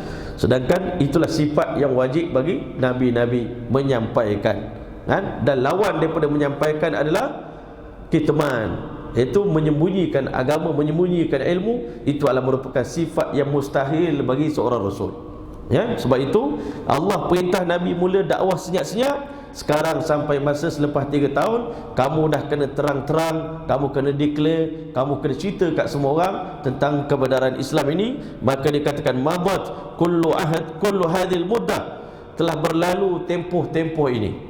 Tempoh untuk berdakwah secara sembunyi itu telah berlalu. Wan Nabi alaihi salam la yuzhiru ad-da'wah fi majami'i Quraisy al-umumiyah. Sedangkan Nabi sallallahu alaihi wasallam tidak menzahirkan dakwahnya pada perhimpunan-perhimpunan Quraisy yang umum. Nabi tak pergi lagi berdakwah kepada majlis-majlis umum orang Quraisy. Masya-Allah. Kalau kita pun sekarang tuan-tuan, majlis-majlis orang kita pergi, kita dakwah, memang orang tak suka. Walam yakun al-muslimun yatamakkanun, dan tidak adalah orang Islam itu mampu min izhari ibadatihim. Waktu Nabi berdakwah itu orang Islam tak mampu lagi nak menzahirkan ibadat-ibadat mereka, takut lagi nak menzahirkan cara ibadat mereka. Waktu itu belum semayang, belum datang lagi. Tapi umat Islam beribadat mengikut milah Nabi Ibrahim AS yang asal, yang Nabi SAW terima daripada nenek moyang Nabi. Hadran min ta'assubi Quraisyin. Kenapa mereka sembunyikan ibadat mereka? Kerana berwaspada daripada asabiyah kaum Quraisy. Fakana kullu man arada al-ibadah, dan di kala itu setiap orang yang ingin beribadat kepada Allah, orang Islam masuk Islam nak beribadat macam mana? Zahaba ila syi'abi Makkah yusalli mustakhfiyan, dia akan pergi ke lorong-lorong di celah-celah bukit di kota Mekah, dia akan menunaikan solat secara bersendirian, bersembunyi-sembunyi, menyuruk-nyuruk waktu itu nak sembahyang. Masya-Allah, ya. Walamma dakhala fid din ma yarbu ala 30, dan tatkala masuk dalam Islam bilangan yang lebih daripada 30 orang. Ada ulama kata 33, ada ulama kata 35 orang yang telah memeluk Islam, ya. Masya-Allah. Wa kana minal lazim istima'ur rasul bihim, dan adalah di antara aktiviti yang lazim, aktiviti yang rutin Nabi buat, Nabi akan himpunkan orang apa pengikut-pengikut Nabi ni tadi, masya-Allah, liyursyidahum wa yu'allimahum, untuk Nabi memberi bimbingan kepada mereka. Ini benda penting selepas kita ajak orang masuk Islam adalah bimbingan. Kalau kita tak nak kita ajak orang masuk Islam, itu kita tinggal. Masya-Allah, dulu pun saya pun alhamdulillah lah, Allah izin bawa Islamkan beberapa orang. Minggu lepas pun alhamdulillah satu orang saya bawa habis majlis di tempat saya 3 hari. Tiba-tiba dengar satu orang kawan cakap di Cameron Highland ada seorang nak masuk Islam, India, budak muda. Saya kata tak apa, saya nak ambil saham. Dia memang nak masuk Islam dah, tapi biarlah masuk Islam tangan kita, masuk Islam orang lain rugilah. Saya naik daripada Jerantut pergi, Masya Allah, kan, ucap kalimah syahadah. Lepas pada tu kita dah cerita-cerita, saya buatlah satu grup sekarang ni, grup untuk sahabat fitrah. Masya Allah, orang yang baru masuk Islam ni, kita nak kalau boleh biar dia memeluk Islam tu, lepas tu ada bimbingan. Kita takut tak ada bimbingan, sayang. Jadi Nabi SAW lepas masuk Islam, dia akan kumpulkan semua orang masuk Islam ni, mu'alaf ini, dan Nabi SAW akan mengajar mereka, ikhtara dhalika darul arqam. Maka Nabi SAW telah memilih rumah sahabat yang bernama Al-Arqam bin Abil Arqam. Nama dia Arqam, ayah dia pun Arqam juga, Masya Allah. Itulah gamaknya mungkin nama yang dipilih oleh gerakan Al-Arqam bersempena dengan nama Sayyidina Arqam bin Abil Arqam, sahabat yang sedia infakkan rumah dia. Dan kebanyakan mutawif bila pergi Mekah, dia akan bawa kita ke kawasan Bukit Sofa. Ada satu tempat berdekatan dengan Bukit Sofa itu, itulah lokasi rumah Sayyidina Arqam bin Abil Arqam, berdekatan dengan Bukit Sofa. Wa huwa mimman zakarna islamahum, dia adalah termasuk di antara orang yang telah kami sebut tentang keislaman dia dalam bab yang lepas. Wa makatha alaihi salam, dan Nabi duduk di sana mendakwah secara rahsia sehinggalah turun ke atas baginda sallallahu alaihi wasallam sepotong ayat dalam suratul Hijri. Ayat dalam suratul Hijri, sepotong ayat saja menyebabkan Nabi sallallahu alaihi wasallam telah mula menjalankan dakwah secara terang-terangan, disebabkan ayat tadi. Kalau dakwah secara rahsia ni tak dapat apa lagi. Susah tu memang susah lah, tapi masih lagi tidak secara terang-terangan musuh ni memusuhi Nabi sallallahu alaihi wasallam. Sehinggalah turun ayat fasda' bima tu'mar, maka hendaklah kamu fokus dengan apa yang kamu diperintahkan melaksanakan. Mana kamu, wahai Muhammad, fokuslah dengan dakwah ini sungguh-sungguh. Wa a'rid 'anil musyrikin, dan berpalinglah kamu daripada golongan musyrikin. Dia ada proses-proses dia, tuan-tuan. Nabi dalam berdakwah ni banyak proses-proses dia, kan? Mula-mula Allah Ta'ala suruh Nabi ni berdakwah kepada orang-orang yang dekat dengan Nabi. Wa anzir ashiratakal aqrabin, dakwahlah kepada kaum kerabat yang terdekat. Yang kedua, lepas pada tu Allah Ta'ala suruh Nabi sallallahu alaihi wasallam pula berdakwah kepada litunzira ummal qura wa man haulaha, berdakwah kepada penduduk ummul qura pula, wa man haula, dan sekitar kota Mekah. Dan lepas itu Allah Ta'ala suruh Nabi berdakwah ke seluruh alam. Wa ma arsalnaka illa rahmatan lil alamin. Jadi perintah dakwah ni dia berperingkat-peringkat. Dan Nabi pun bila Allah Ta'ala kata wa'arid al musyrikin, Nabi dah mula tak peduli apa yang musyrikin nak cakap. Dan peringkat awal Islam pun Nabi ada bodyguard. Bila Allah turun ayat wallahu ya'simuka minan nas, Allah akan jaga kamu daripada kejahatan manusia, Nabi cakap kat sahabat balik rumah, kan? Itulah keyakinan yang ada pada Nabi sallallahu alaihi wasallam. Dalam berdakwah Nabi tak perlukan bodyguard. Masya Allah. Sebenarnya kita zaman sekarang ni, ustaz-ustaz tak perlu bodyguard. Siapa nak pukul ustaz tak? Siapa nak gaduh dengan ustaz? Ustaz tak ada buat salah dengan orang. Tapi tuan-tuan mulia, Nabi SAW berdakwah di zaman tak ada Islam lagi waktu itu. Memang nyawa Nabi dalam ancaman, terancam. Maka bila Allah turunkan ayat dalam suratul Hijri, fabaddala ad-da'wata sirran bid-da'wati jahran, maka Nabi telah mula mengubah strategi dakwah daripada dilakukan secara orang panggil sembunyi-sembunyi, maka akhirnya Nabi telah mula menjalankan dakwah secara terang-terangan. Bila terang-terangan ni tuan-tuan, penentangan pun secara terang-terangan. Allahu Akbar, hebat Nabi kita ni. Mumtathilan amra rabbi, mentaati perintah Tuhannya. Wathiqan biwa'dihi, percayanya Nabi ni kepada janji Allah. Wa nasrihi, dan pertolongan Allah. Tapi Masya Allah tuan-tuan, boleh nak dapat pertolongan Allah ni, Allahu Akbar, Nabi kena tunggu 15 tahun berdakwah, baru datang pertolongan Allah Ta'ala di dalam peperangan Badar. Bukan sikit tuan-tuan, 15 tahun ni kita ni sekali-sekali orang marah kita, sekali-sekala kena kecam tuan-tuan, kan? Itu pun kecil hati, merajuk tuan-tuan, kan? Hati tisu, fragile, mudah pecah hati kita ni tuan-tuan. Orang tegur sikit merajuk. Nabi sallallahu alaihi wasallam, apa benda yang Nabi tak terima? Dan Nabi pula berdakwah bukannya dengan macam kita. Kita hari ni berdakwah, orang tengok benda, banyak benda yang pelik-pelik pada diri kita ni. Dosa-dosa pun banyak kita buat, banyak benda-benda mungkar pada diri kita. Tapi Nabi ni orang yang perfect. Pun dalam kesempurnaan Nabi pun orang tolak juga. Maknanya tuan-tuan, dakwah ni kalau nak mencari redha manusia tak jumpa dalam dakwah ni. Sehingga ada ulama kata Sayyidina Hasan Al-Basri ke Sufyan Sauri, dia kata kalau kita lihat diri kita ni semua orang sayang. Dalam satu community itu semua orang sayang kita. Sayyidina Sufyan Sauri kata, kami mengesyaki kamu tak berani berdakwah, sebab itu semua orang sayang kamu.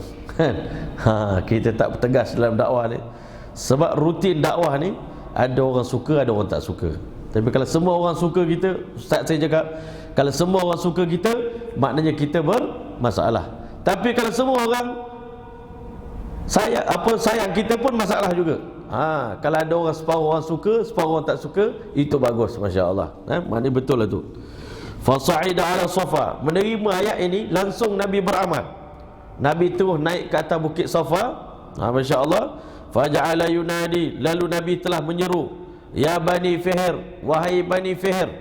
Mula-mula sekali berdakwah ni, kita kalau dakwah dengan orang tak kenal senang tuan-tuan. Orang jauh-jauh semua sayang kita tuan-tuan. Tapi cuba kita berdakwah pada orang kampung kita sendiri, kan? Orang kampung ni dia tak kira, kan? Kampung kita, kan? Bani Fihr, kami ni orang Mekah, orang lain semua datang pada luar. Ini Bani Fihr, wahai Bani Adi. Nabi panggil, ini kabilah yang paling dekat dengan Nabi.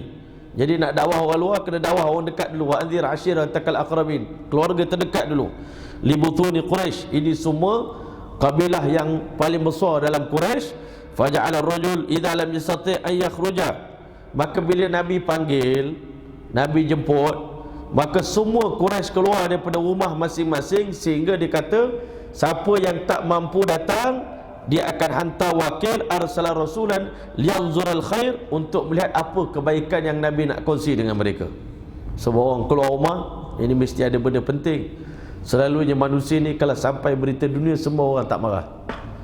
Tapi kalau nak cerita agama, panggil orang jauh-jauh, memang ada orang marah, kan? Masya Allah. Faja Abu Lahab bin Abdul Muttalib, Abu Lahab pun datang, kan? Masya Allah. Sebab itu ulama kata, bukan kita marah dengan Abu Lahab ni, kenapa? Dia ni pada hari lahir Nabi, antara orang yang sangat gembira dengan kelahiran Nabi, Maulidur Rasul, Masya Allah. Abu Lahab dikatakan sangat happy, kan? Sehingga dia memerdekakan hamba yang bernama Suhaibah. Happy sangat dengan kelahiran anak saudara dia. Dia kata, Suhaibah, mulai daripada hari ini kerja kamu menyusukan Muhammad sallallahu alaihi wasallam. Tapi semenjak daripada hari ini, peristiwa ini selepas 3 tahun Nabi menjadi Rasul, Nabi mengisytiharkan kerasulan. Tidak ada insan yang paling memusuhi Rasulullah SAW lebih daripada permusuhan Abu Lahab kepada Nabi SAW. Maka wa Quraisy, orang Quraisy, faqala alaihi salam, Nabi beritahu kepada mereka ini, ara'aitum, khabarkan kepada aku, ceritakan pada saya, kan? Beritahu saya, lau akhbartukum anna khailan bil wadi, kalau saya sampaikan kepada kamu satu berita di mana musuh yang nak datang serang kita ni telah sampai di lembah sana. Saya nampak depan mata saya tentera berkuda sedang dalam perjalanan nak serang kampung kita Mekah ni. Turidu an tughir alaikum, mereka datang nak serang kita. Akuntum musaddiqiyah, apakah kalian akan percaya pada apa yang saya sampaikan, berita yang saya sampaikan? Kalau saya beritahu pada tuan-tuan musuh nak datang. Sebab Nabi Muhammad terkenal dengan orang yang paling amanah, paling jujur. Berita Nabi dah tentu mesti berita yang betul, bukan fake, bukan orang Indonesia bilang hoax, hoax punya cerita tuan-tuan, bukan berita palsu, ini berita betul punya. Qalu na'am, semua jawab betul. Wahai Muhammad, ma jarrabna 'alaika kadiban, kami tak pernah ada pengalaman ditipu oleh Muhammad. Daripada kecil 40 tahun sampai umur 40 tahun Nabi hidup. Waktu itu usia Nabi dah 40 tahun lebih lah, 43 tahun dah. Selama 43 tahun hidup dengan Rasulullah, tak pernah kena tipu dengan Nabi. Qala fa inni, kalau begitu kata Nabi, kamu dah percaya dengan kejujuran aku, kebenaran aku, rasa-rasa tak salah kalau aku sampaikan berita kepada kamu. Sepatutnya keluargalah paling bangga kerana Allah pilih. Di saat orang Yahudi semua berdoa dan berharap Nabi akhir zaman lahir daripada keturunan mereka, kaum Quraisy Allah pilih mereka untuk dilahirkan Nabi. Tetapi saat Nabi mengaku kerasulan di hadapan mereka, setelah mana mereka tengok mukjizat Nabi, berkat Nabi daripada kecil depan mata, Halimatus Sa'diyah punya barakah yang mengalir daripada Nabi, hari Nabi lahir, Masya Allah, cahaya menerangi seluruh rumah. Patutnya kaum Quraisy ni dah terima terus dah Islam yang dibawa oleh Nabi SAW. Tetapi inilah maknanya hidayat, tuan-tuan. Hidayat ni benda mahal. Fa inni nadhirul lakum baina yaday azabin syadid, aku memberi amaran kepada kalian, sesungguhnya di hadapan kita ada menanti azab yang sangat berat kalau kalian tidak beriman pada Allah Subhanahu wa taala. Faqala Abu Lahab, Abu Lahab bila dengar cerita ni, dialah orang yang masya-Allah paling bawah sekali. Dia kata tabballaka, celaka kamu. Tabballaka alihadza jama'atan, celaka kamu wahai Muhammad. Adakah semata-mata nak beritahu benda ni je, khabar ini saja, kamu susahkan kami untuk sehingga kami terpaksa tinggalkan pekerjaan kami semata-mata nak dengar cerita ini saja daripada kamu. Allahu Akbar. Sebab itu tuan-tuan, hari ni kadang-kadang kita rasa cemburu kepada para sahabat, kan? Pernah satu kali tabi'in datang jumpa Sayyidina Miqdad Ibn Aswad. Dia kata, wahai insan yang mana matanya bertuah melihat wajah Nabi sallallahu alaihi wasallam, wahai golongan yang paling bertuah yang beriman dengan Nabi, kamulah orang paling bertuah beriman hidup bersama dengan Nabi. Kata Miqdad pula kepada tabi'in, kamu juga bertuah sebab kamu lahir dalam keadaan Islam, kami lahir dalam keadaan musyrik.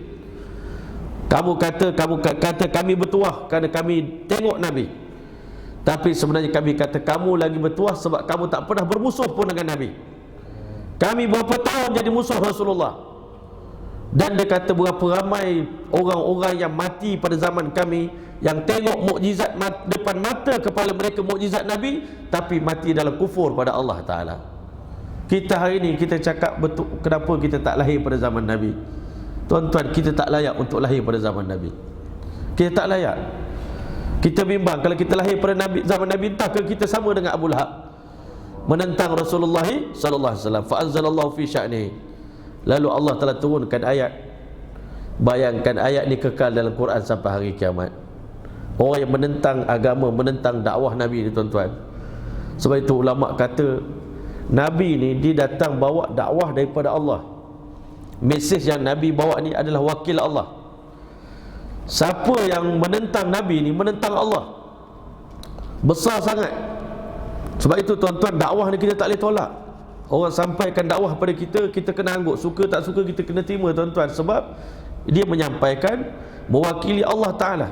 Tak boleh sikit pun rasa tak senang di hati kita. Tuan-tuan, ini benda besar. Abu Lahab bila dia menunjukkan penentangan pada Nabi, Allah turunkan ayat Quran, tabbat yada Abi Lahabin wa tabb. Dua kali celaka. Celakalah kedua tangan Abu Lahab, dan celakalah bukan tangan je yang celaka, tetapi itlaqul juz'i wa iradatil kulli, sebut tangan tapi maksudnya seluruh badan Abu Lahab tu celaka. Jadi tuan-tuan, ulama kata bila Nabi dah sebut celaka, Allah dah sebut celaka, di mana Abu Lahab tu tak akan beriman pada Allah Subhanahu wa taala. Mustahil dia beriman. Ma aghna anhu maluhu wa ma kasab. Harta yang banyak dan pekerjaan yang dilakukan sikit pun tak dapat menyelamatkan dia daripada azab Allah Ta'ala. Sayasla naran dhatal lahab, dia akan masuk ke dalam api yang menyala-nyala. Wa mar'atu hammalatal hatab, bini dia pula tolong angkut kayu api untuk tolong bakar suami dia sendiri. Masya Allah. fi jidha hablum min masad. Masya-Allah. Kan?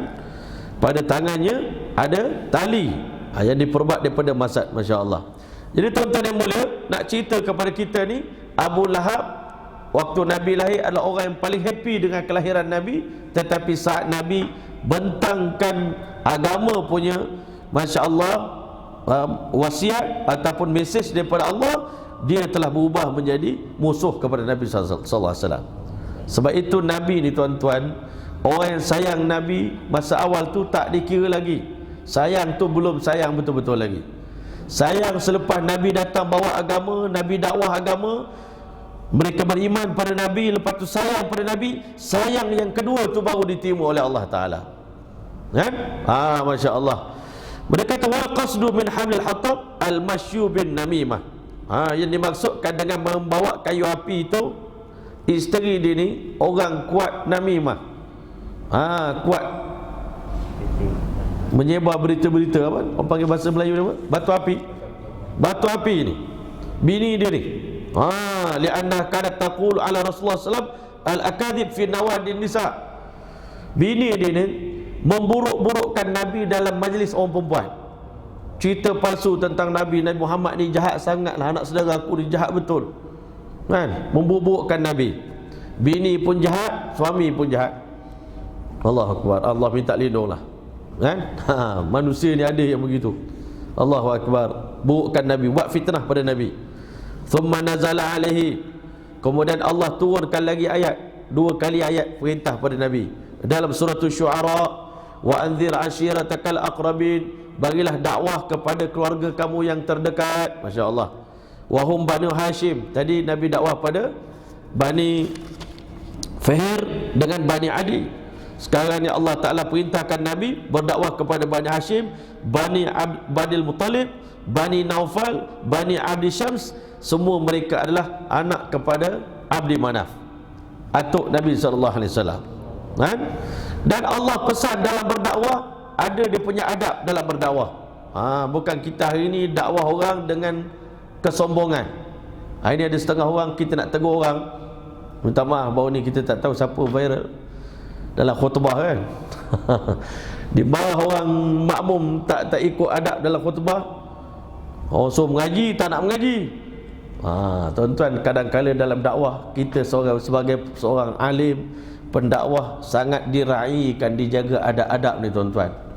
Nabi bukan sekadar suruh kita berdakwah, bukan suruh kita mengajar, bukan suruh kita mendidik, mentarbiah umat ini. Nabi juga diajar oleh Allah macam mana nak berdakwah dengan adab dan akhlak yang sempurna. Bukan bila kita ni dah baik, kita tengok orang tak baik depan kita, kita boleh maki hamu dia depan orang, tak ada. Kan? Itu bukan dakwah. Kan? Itu kerosakan tuan-tuan. Jangan kita rasa kita buat kebaikan, tapi sebenarnya kita menyebarkan kerosakan. Semoga Allah pelihara kita. Allah Ta'ala berpesan pada Nabi, waqfid janahaka liman ittaba'aka minal mu'minin. Ini 3 nasihat Allah pada Nabi di awal-awal dakwah Nabi. Yang pertama, jangan peduli orang kafir nak buat apa, tetapi kamu fokus pada dakwah kamu. Yang kedua, bagi peringatan pada keluarga terdekat. Yang ketiga, Allah kata rendahkan kedua sayap kamu. Ini kedua bahu kamu di hadapan pengikut-pengikut kamu di kalangan orang beriman. Allah suruh Nabi rendahkan diri dia di depan pengikut Nabi, bukan tinggikan diri. Kita ni di depan pengikut kita kena rendah lagi. Masya Allah, di kalangan follower kita kena merendah diri. Kan? Masya Allah. Ini nasihat Allah pada Nabi. Fa'in asauka, kalau keluarga kamu ini mendurhakai kamu, mana tak dengar dakwah kamu ini, faqul inni bari'um mimma ta'malun, saya berlepas tangan daripada apa yang kamu lakukan, saya dah sampaikan. Maka kalau yang menerima, alhamdulillah. Yang tidak menerima pun kita tak boleh marah. Sebab apa tuan-tuan tak boleh marah kepada orang yang tak terima dakwah kita ni? Tuan-tuan, sahabat Nabi ni lepas dia dapat hidayat, kadang-kadang dia pun pening. Kenapa orang kafir dia menolak lagi kebenaran Islam ni? Macam kita lah tuan-tuan, kadang-kadang kita kata apa hal dia orang ni tak faham-faham kita cerita benda bagus ni. Kan? Allah pun turun ayat pada sahabat Nabi. Kamu risau sangat, kamu rasa apa yang sampai dia orang tak boleh terima Islam ni kan? Allah tegur sahabat Nabi, kadzalika kuntum min qablu, kamu dulu pun sama macam diorang kan. Sebelum famanallahu alaikum fatabayyanu, berkat Allah bagi hidayat pada kamu lah baru kamu nampak. Dulu kita pun sama juga tuan-tuan. Sekumpulan bekas-bekas pelajar di madrasah kami di Karachi, tuan-tuan datang jumpa tuan guru. Tuan guru minta maaf, kami sekarang baru buka madrasah, adalah anak murid dalam 200-300 orang. Jadi kami nak minta nasihat, kenapa anak murid tak dengar cakap? Kenapa anak murid banyak buat kes, buat itu, buat ini, apa nak buat? Tok guru senyum. Dia kata, engkau orang pun zaman belajar dulu macam tu lah juga kan? Korang dulu pun zaman belajar pun itulah korang. Tapi bila kita dah jadi ustaz, kita lupa pula kan? Dulu kita lah dulu kaki tembah tuan-tuan, lompat pagar pergi tengok wayang kat luar kan? Kita dulu pun ponteng kelas, kita dulu pun macam-macam. Tapi bila kita jadi ustaz, kita lupa. Rupanya aku pun pernah buat kerja tu kan? Itulah manusia tuan-tuan. Nabi pun, Allah Ta'ala pun ajar sahabat, dulu korang pun sembah patung juga macam dia orang kan. Dulu sebelum dapat hidayat, korang pun buat semua benda yang dia buat tu. Korang pun pernah jadi musuh Nabi. Kalau gitu diamlah sahabat Nabi, malu tuan-tuan, kena tegur dengan Allah Ta'ala. Jadi fajama'ahum ahli salam. Sikit lagi ya. Lalu Nabi SAW menghimpunkan mereka, waqala lahum, Nabi beritahu kepada mereka, keluarga ni, ini pesanan Nabi pada keluarga. Sangat hebat ayat ni ya. Kita dengar ni, lepas tu kita tutup lah tuan-tuan, insyaAllah pertemuan kita malam ini. Ini sangat best ayat ni. Apa Nabi beritahu pada keluarga dia. Nabi SAW beritahu pada ahli keluarga dia selepas turun ayat waqfid janahaka liman ittaba'aka minal mu'minin. Nabi beritahu, innar ra'ida la yakdzibu ahlau. Seorang pemimpin yang betul-betul beramanah, dia tak akan menipu keluarga dia sendiri. Dengar sini baik-baik. Seorang yang betul-betul jujur, amanah, orang yang betul-betul baik, dia tak akan pernah tipu keluarga sendiri. Wallahi, kata Nabi, lau kadhibtun nasa jami'an, kalau aku berbohong kepada semua manusia di sekeliling aku, maka kadzabtukum, aku tak akan tipu kamu semua. Aku boleh tipu seluruh dunia, tapi aku tak akan tipu keluarga aku sendiri, kata Nabi. Hebat ayat Nabi ni tuan-tuan kan? Walau gharartun nasa jami'an ma gharartukum, kalau aku memperdayakan seluruh dunia, aku tetap berjanji aku tak akan memperdayakan keluarga aku sendiri, orang terdekat dengan aku. Wallahi, kata Nabi, la ilaha illahu, tak ada Tuhan melainkan Allah, innilah rasulullah ilaikum, aku betul-betul Rasul Allah yang Allah hantarkan kepada kamu. Khasatan, Allah hantar aku kepada keluarga secara khusus. Nabi untuk dakwah kamu secara khusus. Dan kata Nabi, wa ilan nasi kafatan, dan Allah hantar aku berdakwah kepada seluruh manusia di seluruh dunia ni secara umum, Masya Allah. Tetapi untuk keluarga ni khusus, kata Nabi kan? Wallahi la tamutuna kama tanamun, demi Allah. Ini hadis selalu saya baca, baru hari ni saya tahu rupanya di sini tempat dia. Nabi kata, demi Allah, sebagaimana kamu tidur di setiap malam, kamu pasti akan tidur bila kamu mengantuk, maka begitulah juga, kata Nabi, kamu pasti akan mati satu hari nanti. Sebagaimana bila tiba waktunya semua orang akan tidur, akan padam sendiri mata kita, begitulah juga ruh kita ni, nyawa kita pun akan padam sendiri bila tiba waktunya. Wala tub'atsuna kama tastayqizun, dan kamu akan dibangkitkan di padang mahsyar macam mana kamu bangun tidur di pagi hari ya. Wala tuhasabunna bima ta'malun, dan kamu pasti akan dihisab di atas setiap amal yang kamu kerjakan. Wala tujzauna bil ihsani ihsana, kamu akan dibalas kebaikan dengan kebaikan oleh Allah Ta'ala. Wa bisu'i su'a, kalau kamu buat jahat, walaupun kamu keluarga Muhammad, kamu juga akan mendapat keburukan di sisi Allah Ta'ala. Wa innaha la jannatun abadan, di hadapan kita ada syurga yang akan kita hidup di dalamnya selama-lamanya. Aw la narun abadan, ataupun di hadapan kita menanti neraka buat selama-lamanya. Fatakallamal qaumu kalaman layyinan, sewaktu itu mendengar kalam dakwah Nabi ni, semua ahli keluarga Nabi bercakap dengan Nabi dengan perkataan yang sangat lemah lembut.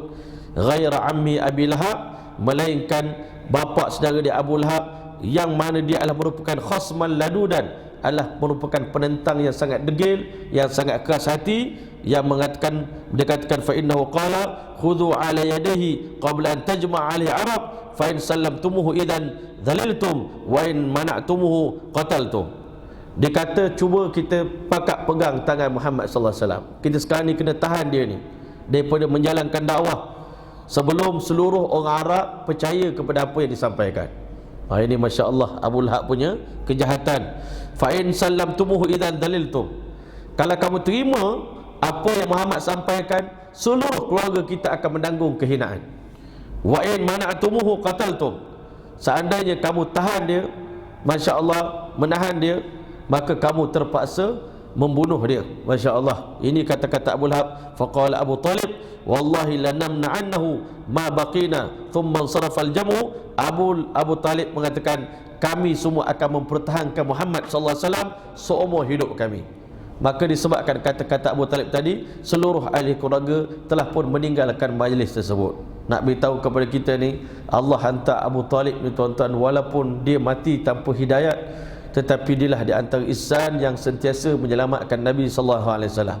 Kan sebab itulah kita, walaupun kita bercerita tentang Abu Talib, tetapi jangan ada sesiapa di kalangan kita yang pernah memburukkan dia, pernah mengucapkan kata-kata yang tak baik tentang Abu Talib. Kerana satu hari ketika mana ada sahabat menyebut tentang Abu Talib, sehingga menyebabkan hati Nabi SAW rasa terguris perasaan Nabi, sehingga Nabi SAW beritahu, Amr rajul sin wa abihi, bapa saudara bagi seorang sama macam ayah betul bagi dia. Sebab itu kita hari ini dalam berbicara tentang Abu Talib, hati-hati jangan sampai ada di kalangan kita yang pernah lancang mulut kita bercakap yang bukan-bukan tentang Abu Talib. Kerana walaupun dia mati tanpa iman, tetapi dia adalah di antara insan yang paling banyak sumbangan dia dalam mempertahankan Nabi Islam dan menyebarkan dakwah Islamiah. Jadi insya-Allah sampai di sini dulu pertemuan kita pada malam ini. Insya-Allah mudah-mudahan insya-Allah Allah Taala terima dan juga memberikan kepada kita sedikit kefahaman tentang betapa pentingnya menjalankan dakwah, menjalankan tabligh, kan? Yang mana tabligh ini adalah kerja kita semua umat Islam, dan disitulah kemuliaan yang Allah bagi kepada umat Islam. Bahkan hakikatnya Nabi kita telah menyampaikan agama ini walaupun kaum dia benci, walaupun kaum masyarakat Quraisy menolak Nabi, tetapi kebenaran tetap perlu disampaikan sama ada orang suka ataupun tidak. Mudah-mudahan Allah Ta'ala berkati pertemuan kita pada malam ini, insya-Allah. Mudah-mudahan lagi 9 hari lagi kita akan masuk dalam bulan Ramadan.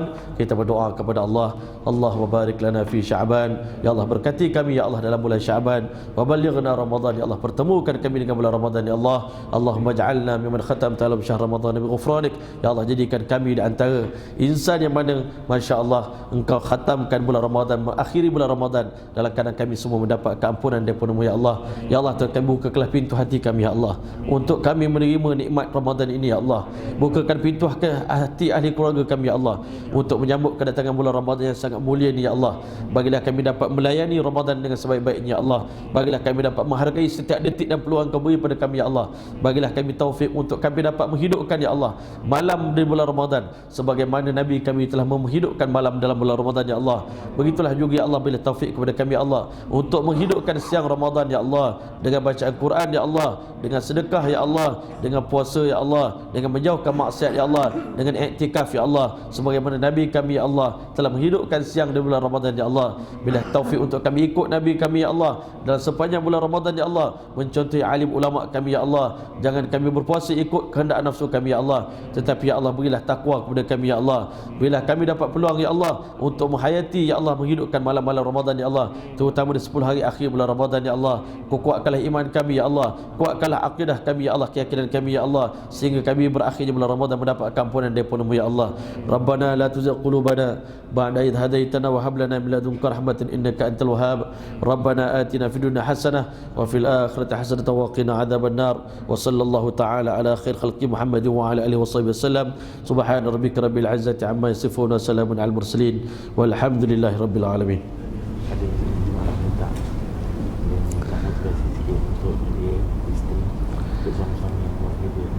Okey, insya-Allah sedikit pesanan daripada Ustaz Amirul, 2 minit je minta insya-Allah.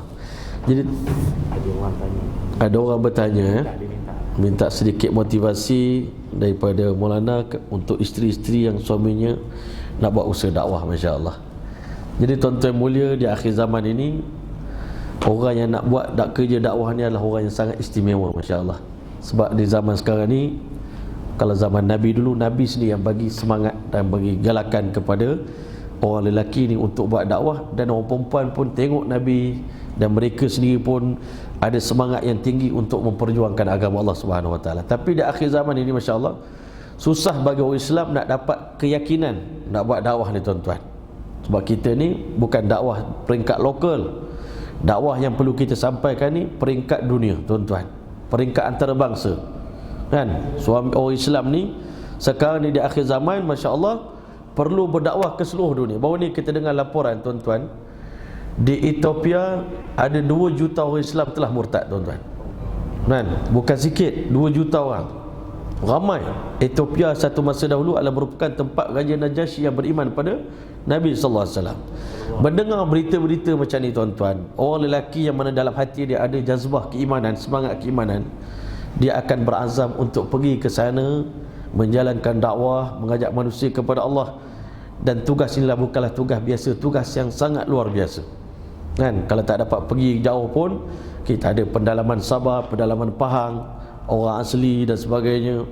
Bukan senang untuk buat pengorbanan. Bahkan, masya-Allah, kita ada satu orang ustaz yang telah meninggal dunia, Syekh Fadli Yusuf, masya-Allah. Dia telah berpindah daripada Semenanjung pergi ke Sabah bawa keluarga dia, dan alhamdulillah diupdatekan, masya-Allah, setiap waktu orang yang telah memeluk Islam. Saya ni malu nak update dalam Facebook, tuan-tuan, berapa orang masuk Islam. Yang pertama, takut riak. Yang kedua, sangat sikit, kan? Tak sampai lagi 50 orang, baru sikit yang masuk Islam, kan? Tetapi, tuan-tuan mulia, kalau isteri ni dia faham, suami ni, masya-Allah, meninggalkan keluarga, meninggalkan kemewahan-kemewahan dunia ni bukan di atas maksud untuk berhibur. Ramai orang di akhir zaman ni tinggal isteri, kan? masya-Allah, sampai ada satu orang cakap kat saya, ustaz, kami ni dulu sebelum dapat hidayah ni, tiap minggu pergi negara jiran, masya-Allah, kan? Tinggalkan isteri. Dia kata bila kita dah tinggalkan isteri kita, kita dah jadi bujang tu, macam-macam dosa kita buat, waliazubillah. Orang lelaki ni kalau dia tak buat kerja agama, dia akan buat kerja dunia dan kerja kelalaian, dan kita tak sanggup melihat benda tadi. Tetapi kalau dia buat kerja agama, tuan-tuan dan puan-puan sekalian, Allah SWT akan gantikan pengorbanan seorang suami ni dengan Allah Ta'ala akan kekalkan agama dalam kehidupan satu orang manusia. Agama ni sebenarnya macam gam bagi kehidupan manusia. Suami isteri ni gam dia agama. Lagi kita banyak korban untuk agama, lagi Allah kukuhkan ikatan kasih sayang. Minta maaf cakap, saya baru berjumpa dengan 2 orang sahabat kita, masya-Allah. Dia terpaksa tinggalkan rumah dia, tuan-tuan, berjalan kaki daripada KL sampai ke Melaka. Allahu Akbar. Bukan kerana dakwah, kerana rumah tangga dah hancur, tuan-tuan. Akhir zaman ni ujian yang sangat berat, tuan-tuan. Jalan kaki sampai Melaka. Kami pun dalam perjalanan nak ke Melaka masa tu, jadi kawan dia call saya, ustaz, Maulana minta tolong selamatkan member kami ni. Dia dah tak tahu nak pergi ke mana. Dia keluar daripada rumah tu, bawa semua barang-barang, dah memang tinggalkan anak bini buat selama-lamanya, tak tahulah nak balik ke tidak. Kecewa sangat dengan apa yang berlaku. Sebenarnya kalau tak tinggalkan agama, kita akan meninggalkan juga isteri dan anak, mungkin dalam keadaan macam tu, kan? Semoga Allah ampun dan Allah pelihara kita. Saya pun kata dekat ni, saya call dia dekat mana sekarang ni, saya dekat hotel sekarang, datang jumpa saya, masya-Allah. Bila datang jumpa, tuan-tuan, seorang tu menangis, seorang lagi dalam keadaan sedih, muka hitam, kaki pecah, jalan kaki, tinggalkan anak bini juga. Tapi kerana hampir-hampir rumah tangga diambang perceraian, kami balik ni nak buat keputusan dah, ustaz. Kata, apa nasihat Maulana pada kami?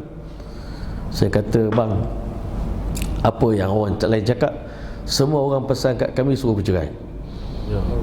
Tapi dia kata seorang je dalam dunia ni yang cakap kami jangan bercerai, dan ada harapan lagi. Ada harapan lagi untuk diperbaiki rumah tangga yang retak tadi. Masya Allah, ini harapan. Kalau ada siapa yang ada masalah dalam ni, dengar benda ni, kan, saya beritahu sebenarnya masalah rumah tangga ni ada di punya penyelesaian yang terbaik. Saya kata gini, bang, saya ambil masa sikit. Saya kata, bang, saya nak ubah abang punya mentaliti. Sekarang ni abang rasa isteri abang yang jahat, kan? Isteri yang salah. Sebab isteri ni ada isteri yang buat hal, betul lah tu. Tapi sebenarnya saya kata Isteri dan anak ni tak ada hakikat bang. Dia adalah diri kita. Allah zahirkan perbuatan isteri yang durhaka pada kita tu adalah disebabkan kedurhakaan abang kepada Allah Ta'ala. Jadi sekarang ni abang lupakan isteri, delete memori tentang isteri, delete memori tentang dosa-dosa kesalahan abang. Isteri buat apa-apa kat abang, ada seorang tu dia sampai kena tumbuk dengan bini dia di muka ni. Bini minta cerai, dia tak nak bagi, dia tumbuk muka pun dia tak mampu nak lepaskan isteri dia, sangat sayang pada isteri dia. Maka tuan-tuan yang mulia, nak cerita lah. Maka saya kata gini bang, saya boleh tolong abang kalau abang duduk di madrasah saya 3 hari kan? Duduk di madrasah saya 3 hari, sama ada keluar 3 hari ke ataupun duduk saja je kan? Saya boleh tolong abang, syaratnya begitu. Dan saya kata isteri abang tak akan bertaubat daripada dosa dia sehingga abang bertaubat kepada Allah Ta'ala. Pada malam yang abang bertaubat, malam itu juga Allah Ta'ala akan gerakkan hati isteri abang bertaubat. Dan saya berani jamin 200% kalau abang dengar cakap saya, insya-Allah selesai masalah. Tapi kalau tak nak dengar, abang pergilah cari tok guru lain untuk selesaikan masalah abang. Saya rasa abang pun dah cakap semua orang suruh cerai, jadi saya seorang je cakap ada harapan. Jadi abang saya bini kan, saya bini tak apa, ikut saya. Rupanya alhamdulillah hari Senin dia datang, duduk 3 hari di madrasah saya. Saya kata sekarang ni saya bagi sedikit briefing. Abang buatlah yang pertama sekali solat taubat sebelum tidur, banyakkan istighfar, bangun tahajud malam, sembahyang 5 waktu jangan tinggal, duduk madrasah, khidmat madrasah sungguh-sungguh, rasa nak khidmat agama Allah Ta'ala. Lepas tu abang buat, lepas tu abang tunggu keajaiban berlaku kan? Rupanya tuan-tuan, hari kedua, baru 2 hari, baru 2 hari duduk di situ, malam yang kedua, Maulana, keajaiban telah berlaku. Apa dia kata? Selama ini cakap dengan saya, aku engkau, awak saya. Malam tadi dipanggil sayang kat saya. Allahu Akbar. Ajaiblah Maulana. Dia cakap, dia hantar mesej, dia kata bang, baliklah bang, anak-anak semua rindu kat abang. Ish, peliknya Maulana. Lepas tu dia cakap ke dia, dia sayap tanya saya, Maulana, boleh ke dia nak pakai tudung labuh? Ya Allah. Ini semua model-model isteri dia ni nak pakai tudung labuh. Masya Allah. Dia kata ajaib Maulana, baru 2 hari kan? Saya kata kalau duduk 40 hari sini lagi banyak lagi banyak keajaiban akan berlaku. Masya Allah. Rupanya ibu-ibu sekalian, suami kita ni bila dia keluar ke jalan Allah Ta'ala, dia bukan sekadar baiki diri dia, sebenarnya dia memperbetulkan ahli keluarga dia tuan-tuan. Tapi syarat Allah nak baiki ahli keluarga ni adalah dengan cara suami dulu kena baiki diri, suami dulu kena belajar, suami dulu kena faham apa maksud hidup, apa wawasan dalam kehidupan. Selagi dia tak keluar ke jalan Allah, dia tak nampak. Bukan kita kata benda ni kita tak asuk dengan benda ni, tidak. Tapi benda ni mujarab. Satu benda yang saya kata dah membantu menyelesaikan masalah ramai orang. Baru ni ada seorang perempuan dia join, dia dah bercerai dengan suami dia, dah talak 3 dah. Habis program dia kata, kalau saya tahu benda ni awal, mungkin rumah tangga saya dapat diselamatkan lagi. Tapi ini dah habis dah talak 3 dah, baru tahu benda ni. Sementara seorang lagi kawan itu tak dapat lagi berita gembira. Saya kata mungkin awak ni tak betul-betul lagi ni. Yang member ni dah dapat dah, malam kedua dah dapat.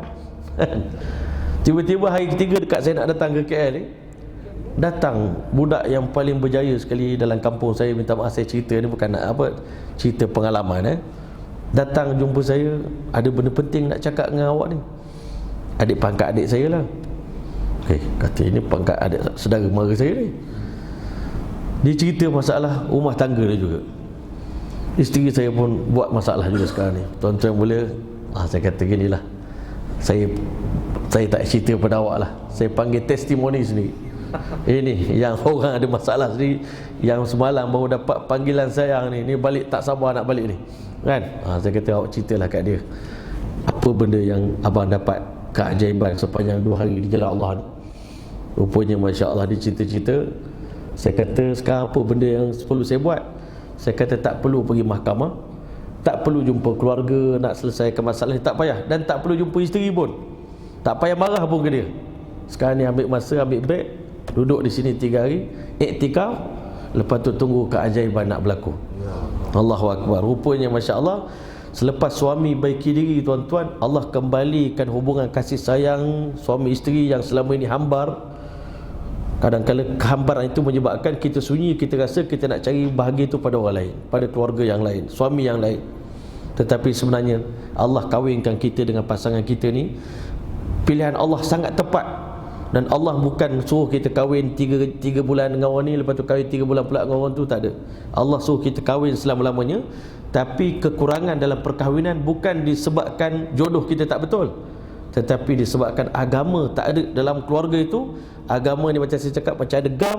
Bila gam tak ada, terputuslah hubungan tadi. Tetapi bila kita bawa keluar ke jalan Allah Ta'ala, ada beberapa pasangan yang kita bawa yang dah hampir bercerai, dah tunggu mahkamahnya, sampai dah tak tahu nak gimana, dia ikut kita 3 hari. Tiba-tiba Masya Allah, malam kedua dia bagi cerita, sepanjang berkahwin dulu kami bercinta bagai nak rak ustaz, tapi lepas kahwin sepatah perkataan sayang pun dia tak pernah sebut kat saya. Saya tunggu je nak panggil, bila nak panggil sayang. Dia keluar 3 hari tuan-tuan, malam kedua, sayang, selamat malam. Allahu Akbar. Kan? Terkejut dia tuan-tuan. Hai, ini benda yang mustahil ni. Tapi itulah yang berlaku tuan-tuan. Jadi sebenarnya suami kita keluar ke jalan Allah ni banyak kebaikan dia. Jadi isteri-isteri di sana, kita sabar. Lebih-lebih lagi kalau dia keluar ke negara jauh nak selamatkan orang daripada api neraka tuan-tuan. Bayangkan kalau kita dengar berita suami kita yang kita rasa lemah ni, tiba-tiba dia dapat Islamkan 200 orang, 300 orang. Baru ni rombongan jemaah kita pergi ke Peru tuan-tuan. Di Peru tu tempat dulunya gereja Kristen. Di situ berapa ramai orang yang dahaga nak masuk Islam. Kan? Saya baru balik daripada Mekah, saya bertemu dengan satu rombongan Indonesia yang baru balik daripada Ukraine. Dia orang keluar aje tu perang Ukraine dengan Serbia. Dia kata, Maulana, sebelum kami perang ni, orang di Ukraine hari-hari masuk Islam. Dan di Islamic Center tu, orang Ukraine nak tahu tentang Islam, dia begitu ramai Kristian datang nak memeluk Islam. Rupanya kedahagaan manusia pada agama sangat tinggi sebab keperluan manusia. Jadi siapa nak pergi sampaikan agama ni pada mereka? Siapa nak tolong mereka itu nak ubat kedahagaan ini? Dia bukan boleh hilang dahaga dengan air, bukan hilang dahaga dengan makan yang sedap, tak ada. Kebahagiaan yang dia nak cari, yang meronta-ronta dalam jiwa mereka ni, kitalah orang Islam yang boleh tolong. Nak tak nak, kita kena spend masa kita untuk pergi. Masya Allah. Jadi benda ni bukan kerja orang dakwah, kerja seluruh umat Nabi Muhammad SAW. Jadi mudah-mudahan Allah bagi kekuatan pada kita semua, insya-Allah. Minta ampun dan maaf kerana malam ini panjang sikit, insya-Allah. Tapi ini akhir Ramadan dah ni, insya-Allah nak masuk bulan puasa. Nanti bulan puasa pukul 10 ni kita baru nak bermula tarawih kita, baru nak bermula kita punya qiyamul lail. Mudah-mudahan majlis kita pada malam ini makbul insya-Allah SWT. Auzubillahi minasyaitanir rajim. Bismillahirrahmanirrahim. Allahumma jammilna bil afiyati wassalam wa haqiqna bit taqwa wal istiqamah wa a'idna min mujibati nadama fil hal wal mal innaka ala kulli syai'in qadir. Allahumma ij'al jam'ana hadha jam'an marhuma wa tafarraqana ba'da tafarruqan ma'suma wa la taj'al fina wa la minna syaqiyyan wa la mahruma bimanika wa fadlika wa karamika bi rahmatika ya arhamar rahimin. Subhana rabbika rabbil izzati amma yasifun wa salamun alal mursalin walhamdulillahi rabbil alamin. Taqabbalallahu minkum.